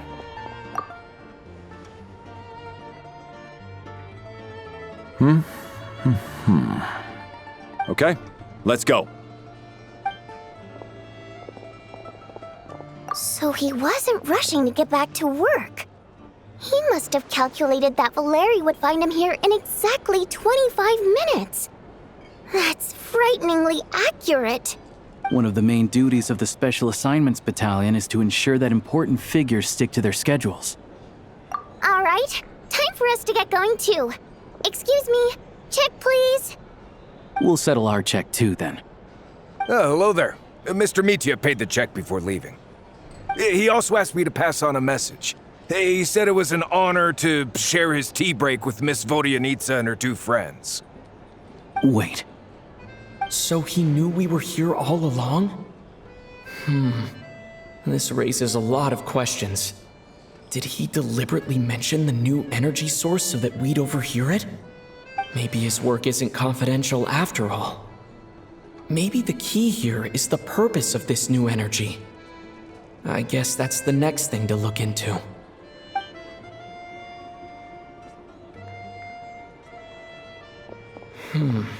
Vodyanitsa and Alosha have left. Time to head back and call it a day. You're back! Here pretty early today. Paimon was just gonna mention that. After she woke up today, Paimon felt like her temperature was completely back to normal. But her strength still hasn't returned. Still, there's some good news. Paimon thinks she might have figured out the source of the problem. It's like there's some kind of mysterious power affecting Paimon. Paimon's never felt this way before during any of her travels. She only started feeling this way since we arrived in Snezhnaya. That's right. The Armory Palace needs a brand new energy source. Could that have something to do with this? What is it? You're making that face again. You know, the one you get whenever you have a light bulb moment?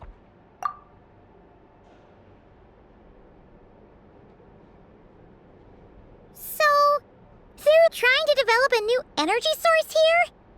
And you think that might be why Paimon's feeling unwell?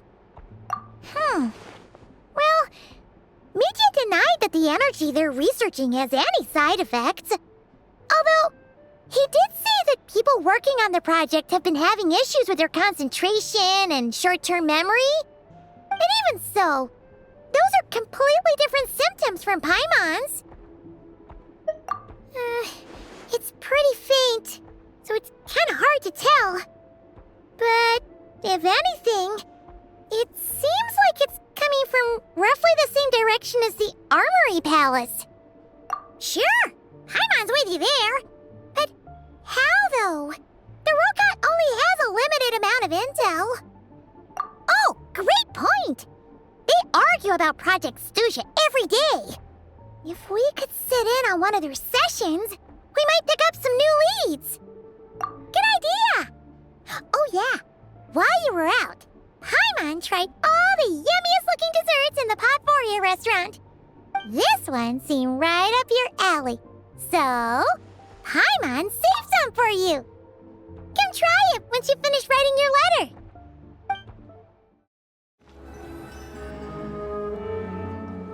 Ah, Miss Vodyanitsa, prima donna of the Korolievsky troupe. What a surprise meeting you here. Will you be sitting in on a session of the Vetcha? Sorry, I'm not taking interviews today. Oh good, you're here. The session's about to begin. Let's get inside. Please wait, Miss Vodyanitsa. Could you introduce me to your new friend?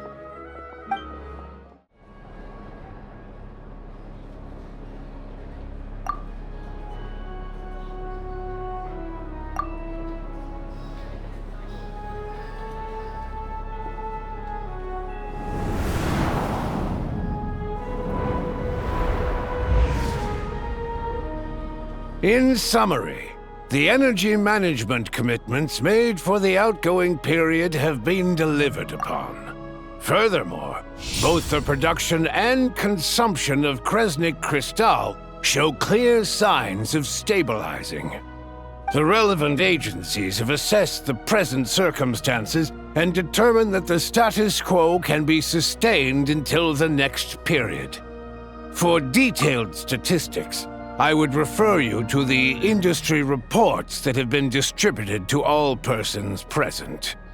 It should also be noted that while the recent blizzards have led to a significant increase in people's energy expenses, this is strictly a short-term phenomenon associated with a remotely located monster.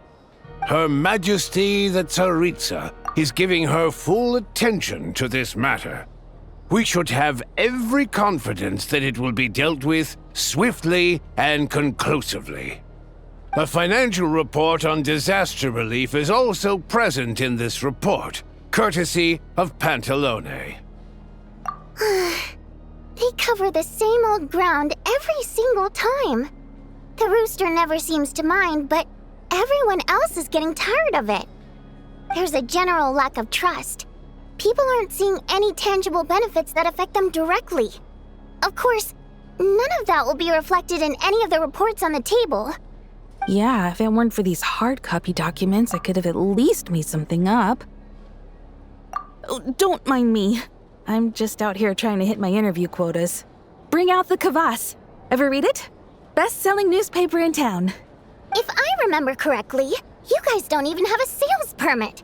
You have to sell from stalls on the street. Okay then, best-selling street stall newspaper in town. Still counts. Order! We will now open the floor to the representatives. If there are no further substantive issues to discuss, we will then proceed to a vote on this motion. Snezhnaya has a long tradition of treating members of the Fatui armed forces and their dependents favorably. But recent surveys shows that Fatui families in remote areas have access to 15% less crystal than the average civilian family in Snezhnograd. It's been said many times before, but it bears repeating now. There needs to be a clear and consistent rationale behind how crystal is allocated, or we will soon face immense public backlash.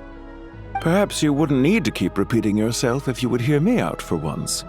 I say again, true consistency exists only in principle. In the real world, fairness is relative.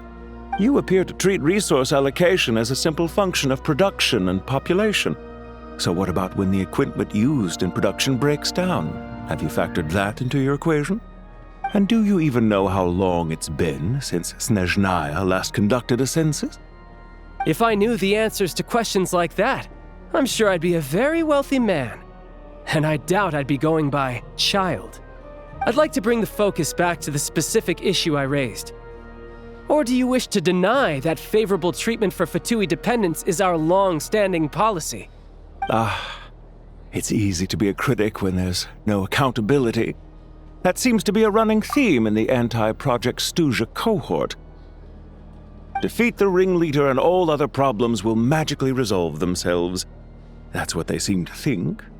But in case you aren't aware, not one jot in my report would change whether Project Stuzha continues or not. So you have no intention whatsoever of finding a solution to this problem? On the contrary, I'm the only one here who ever brings solutions. Child opened by speaking up for the armed forces. Regrator struck back with style and a war of words ensued. Our reporter was live on the scene to get the audience's reaction as it all unfolded. Who do you support? The people have spoken! Child received raucous applause from the crowd as he pushed Regrator onto his back foot with a relentless barrage of questions. It had to be seen to be believed. Now you see why they don't have a sales permit. However this reporter wants to spin things, I haven't forgotten that Tartaglia was representing the Northland Bank when we first met in Liyue. So surely their relationship can't always have been this strained. You two are getting off topic. Let's focus on what the data is saying. Mr. Pantalone, may I speak on your behalf? Oh, please do. I'm more than happy to save my breath. Crystal distribution policy undergoes modifications with each new period. The ultimate goal being to find the most reasonable method of allocation, which I believe is what Mr. Tartaglia also seeks. But I fear many may have been misled on this topic by extremist activists. To clarify, Project Stuzha is not the root cause of the problem. It is merely a framework for resource distribution. The most recent reports all point to Snezhnaya's resilience and adaptability during this period of fine-tuning, and give clear indications that a distribution framework is improving with each iteration. To make drastic adjustments without first considering the risks would likely do more harm than good. It would be a waste of the hard-won experience we've gained to date. Renowned scholar of finance, Arapov spoke up to clarify the fiscal logic, clearly alluding to social organizations like the Rokot in his words. With the notorious Lelek still active to this day, should the Rokot be held responsible? No, there is someone else to blame. She's just rephrasing what Mr. Pantalone said. The Rokot are the critics he accuses of taking no responsibility for their actions. As for Lelek, you won't have heard of him yet. He's currently the most famous member of the Rokot. Well, more like infamous. Ending Project Stuzha has become an obsession for him. Unlike the more decent ones among us, he believes that votes in the Vetcha are all that matter. So whether it's threats, coercion, or bribery, he'll use whatever means necessary to get people to change their vote. And since we're already on the subject, what do you think of Lelek's methods? Are you for or against? Well, whatever the story is, his actions benefit us all. We stand with Lelek. At least someone here wants to take this discussion seriously. I've been considering that issue myself. What you really need is more precise regional data, right? I think it would be easiest to let the Fatui handle it, since they're already in charge of Crystal shipments anyway. We may as well get them to collect some data while they're at it. Whatever you need, you can ask the Fatui to look into it for you.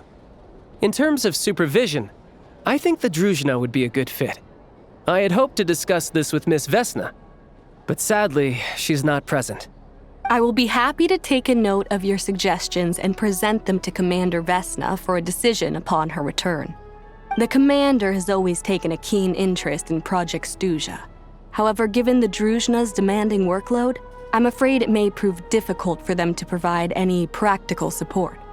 Let us refrain from jumping to conclusions until a concrete and actionable plan is in place.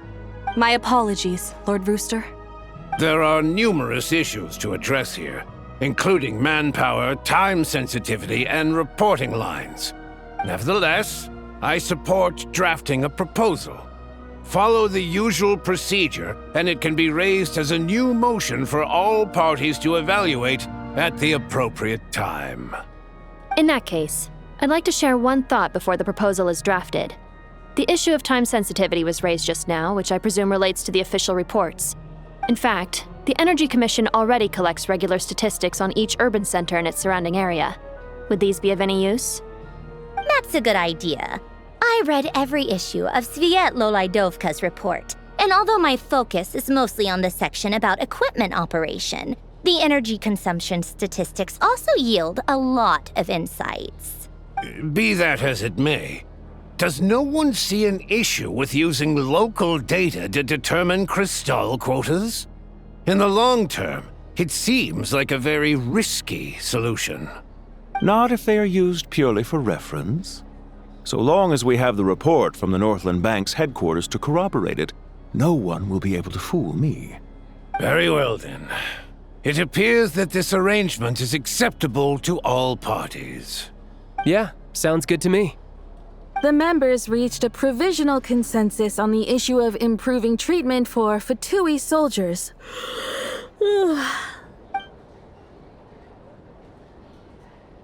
Today, the prima donna of the Korailievsky troupe attended a session of the Snezhnograd Vetcha in the company of a dashing young man. The question on all our minds is, what is the true nature of their relationship? Write anything like that again, and I'm revoking your permission to interview the troupe. Got it?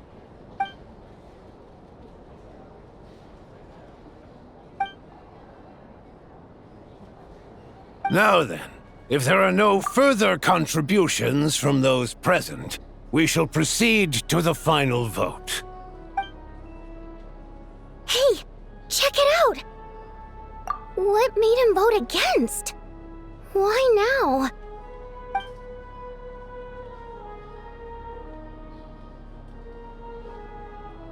The votes have been tallied. Those in favor of continuing Project Stuzha total 61%, securing a clear majority. That was too close. The margin has shrunk yet again. Chuganov was a huge loss. I'll bet Lelik is behind this. I wonder how Pulcinella will respond this time. Chuganov. I see. Lelik strikes again. Yes, go, Lelik. Once Project Stuzha is defeated, our unwavering support at Bring Out the Kvass will finally pay off when we make our comeback. I can taste our victory already! In accordance with the result of this vote, Project Stuzha will remain in effect until the next VII period. Finally, may I remind us all, we debate only for the greater glory and solidarity of our nation. May the Aurora shine ever on, and the Tundra always stand firm. The session is concluded. I have to say, I really wasn't expecting Chuganov to vote against Project Stuzha. Well, in principle, Snezhnaya's business and political elites ought to be the ones least likely to oppose it. As we heard, Project Stuzha is basically just a resource distribution framework that requires everyone to cut back during the winter. But even if the policy got cancelled, the Tsaritsa's energy needs wouldn't suddenly go down. The extra demand from the public would have to be filled from somewhere. So logically, the factories would have to take the hit. I got a letter from Mr. Mitya just before today's session. He said he's confirmed that there are issues around overtime and excessive energy consumption at the Iskra manufacturing plant. In a situation like this, once the Rooster receives the report, he'll order the factory to halt production and submit to an investigation before issuing a penalty. But that's a week-long process, and thus didn't make it onto the VII agenda this time. I don't think he suspects anything so far. Exactly. And as you know, he's a very selfish person. I was originally gonna try and flip him after he received notice of the official sanctions. My plan was to convince him that the whole thing was completely unfair. Rather than just sit back and take the hit while his factory stopped production, he'd be better off voting to end Project Stuzha. At least that way, no one else would be able to make any money either, because all the factories would suddenly have more limited energy to work with. But now, he's already voted against it. Which means someone must have used more forceful means to change his vote. Just like with everyone else who flipped. Yeah, no one knows why Lelik is so obsessed with ending Project Stuzha. But by the looks of it, he's inching closer and closer to success. Lelik must have strong motivations, given how he'll stop at nothing to achieve his goal. Maybe he knows the full truth of Project Stuzha. Maybe my next step should be to focus on him. Oh, right. What are your plans for the rest of the day? Shall we head out? Hey, comrade. I noticed you were here during the debate. I didn't take you for a political enthusiast. Greetings, Harbingers. I just happened to have some free time today, and my new friend here thought it might be fun to check out the VII. Ah, Odette must have introduced you. Looks like you two are getting along pretty well. I'll leave you to catch up. I should head back to the troop. Sure. Break a leg and all that. Thought it might be fun to check out the VII, did you? Things are never that simple with you, Traveler. There's no way you're here for kicks and giggles. Tell me I'm wrong. Oh, yeah. To some, he's a captivating enigma. To others, he's the bane of their existence. No one ever thought that some anonymous nobody from the Rokot could cause such a stir. Huh? You want to look into Lelik? Then I'm sure his days of anonymity are numbered. What do you think, Sandrone? Fine by me, I guess. If the Traveler actually manages to expose Lelik, it'll be doing Pulcinella a favor.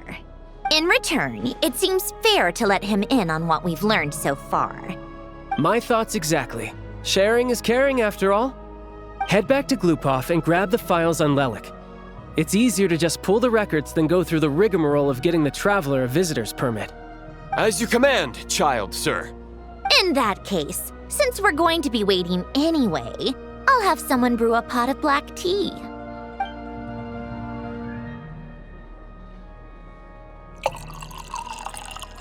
One common thread among the many incidents Lelik has been involved in is that the victims are all too scared to share any real information about him. Clearly, he must have threatened them in some way. His modus operandi is to silently infiltrate the scene and leave a threatening letter behind. But neither the letters nor the crime scenes ever yield any clues to his identity. So all these files have to offer are short statements by the people affected. They don't give us a lot to go on. If nothing else, it shows we're dealing with a trained professional who's versed in counter-surveillance. Yes, and to that point, he often strikes in highly secure locations. The victims are high-ranking and influential people who take their personal security very seriously. Somehow, Lelik slips right into their rooms without making a sound. There's never any eyewitnesses, nor the slightest trace of a break-in. If he can get in and out undetected, it means he can strike without warning. Not that that's ever happened so far, but the thought is enough to scare these people sleepless. It's hard to believe that a human being could pull this off flawlessly every time, so they switched the focus of the investigation to Faye. Unfortunately, no one's found anything yet. Careful, don't underestimate me. Although truth be told, I'd probably find it hard not to blow my cover. Direct confrontation is more my style. We haven't ruled out the possibility of Lelik being human.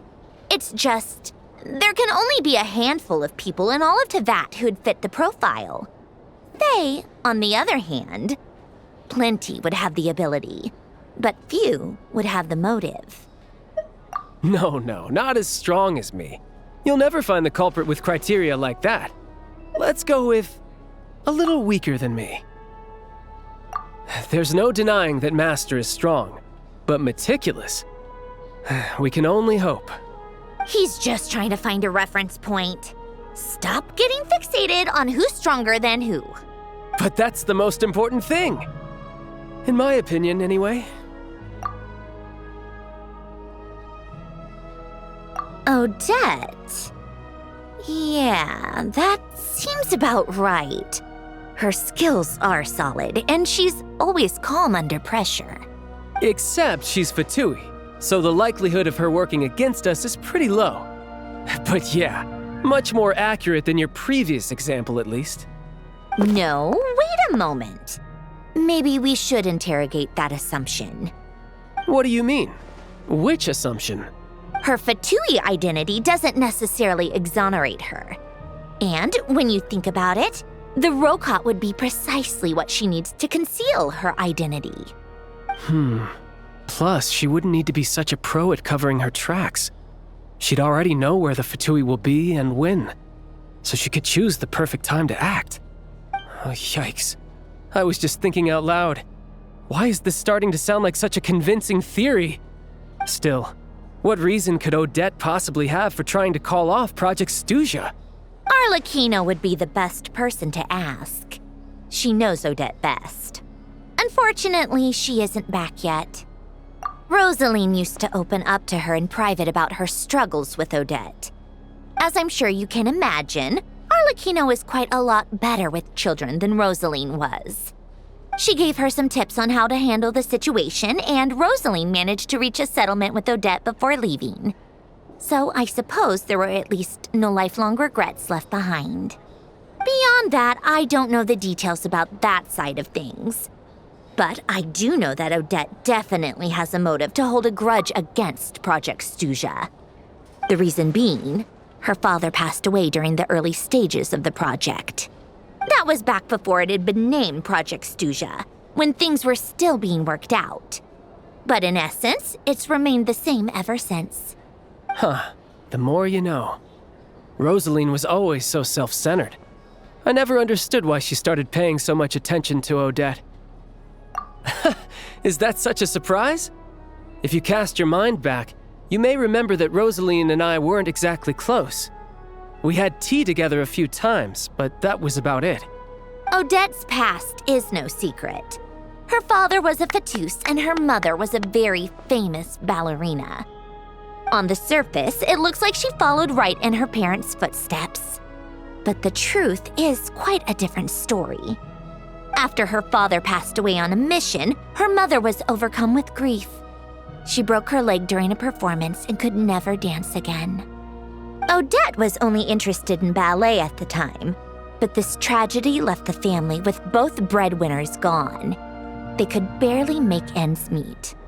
Per Capitano's policy, family members of Fatui who died in the line of duty had to be appropriately accommodated and provided with adequate assistance. So, regardless of how Rosaline may have felt about it, it fell to her to resolve the issue of Odette's family's livelihood. In the end, the solution they agreed upon was to have Odette join the Fatui. Right, because the alternative would have been a one-off compensation payment, I guess. In that sense, joining up was definitely the better option. Still, she must have had mixed feelings about it, right? If she doesn't even like the Fatui. It's just a theory, a possibility. But as a motive for Odette to become Lelik, it holds up. That said, I have no idea where Odette's head is at right now, or what her conflict with Rosaline was about. Plenty of people were on bad terms with Rosaline. I have no intention of trying to figure it all out. Yes, but there's not much point in discussing that now. Yeah, back to Lelik. Since our investigations so far have turned up next to nothing, we've got nothing to lose by trying a new angle. Funnily enough, Tonya and I had actually made plans to go to the theater tomorrow to watch Odette's rehearsal. Unfortunately, thanks to this Lelik situation, I'll be stuck working overtime again. Which means you can go in my place. No point wasting the ticket. Plus, you'll get to meet Tonya. Spirit Seeker. Quite the classic ballet. It was passed down through Odette's mother's family for generations, though it hasn't been performed in years. But Odette's been practicing it diligently, and it's finally ready for a return to the stage. Excitement is through the roof. Tickets for the official performance sold out long ago. Tonya's excited for it too. She's desperate to see it no matter what. Personally, it's not really my kind of thing, but since she's my little sister, I had to figure something out. I've actually seen it several times before. The story's pretty straightforward. The lead character follows a trail of clues left behind by a spirit, gradually recovering her memories along the way. It's a tale of love and regret. So not exactly reinventing the wheel, at least by today's standards. But when that classic melody kicks in and the lead character begins to dance, it always gets me. It really is beautiful. Not an easy dance to do justice to, though. I know it's always been Odette's dream to perform this piece, but I'm not sure she's really ready. In that case, I think that even if she is Lelik, we should wait until her performance is over before we respond. I'll let you take it from here, comrade. Sounds like you've made a ton of progress today. It's good that everything's going so smoothly. Next step is to head back to the theater and get a clear answer from Odette. Either way, Paimon doesn't get the sense that she's a bad person. Sure, she might have done some pretty extreme things, but Paimon bet she has her reasons. Maybe this is going too far, but with everything she's managed to do so far, wouldn't it make more sense in theory to be even more, heavy-handed? Why leave a letter when she could, we know there are plenty of other ways to keep people in line, right? The point is, she could have gone further, but she didn't. So, if it is her, she's got some principles at least. Yeah! Well, all you can do is follow the facts wherever they lead. No change, really. But that thing Paimon told you about yesterday? Paimon feels like she can sense it more clearly now. Hearing you talk about your day makes Paimon itch for an adventure. If only she could be there with you so we could experience it all together. Yeah, I wish you could be there too. I'm not used to adventuring alone. But don't worry, we'll get to the bottom of this. Guess it's just one of those things. Never mind. Paimon will behave herself and keep resting.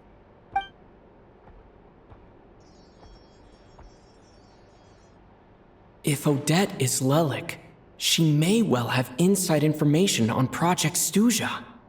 Her father was involved with the project's early implementation and tragically died in the process. Now, she's dedicated herself to bringing it to an end. It's hard to imagine she could have gotten this far without knowing anything at all about the Tsaritsa's true intentions. When she spoke to us as a member of the Fatui, how much did she let on? And how much was she hiding? Only time will tell. Maybe tomorrow, everything will be answered. Hey look! It's snowing! Could be a tough day ahead. Make sure you wrap up warm tomorrow.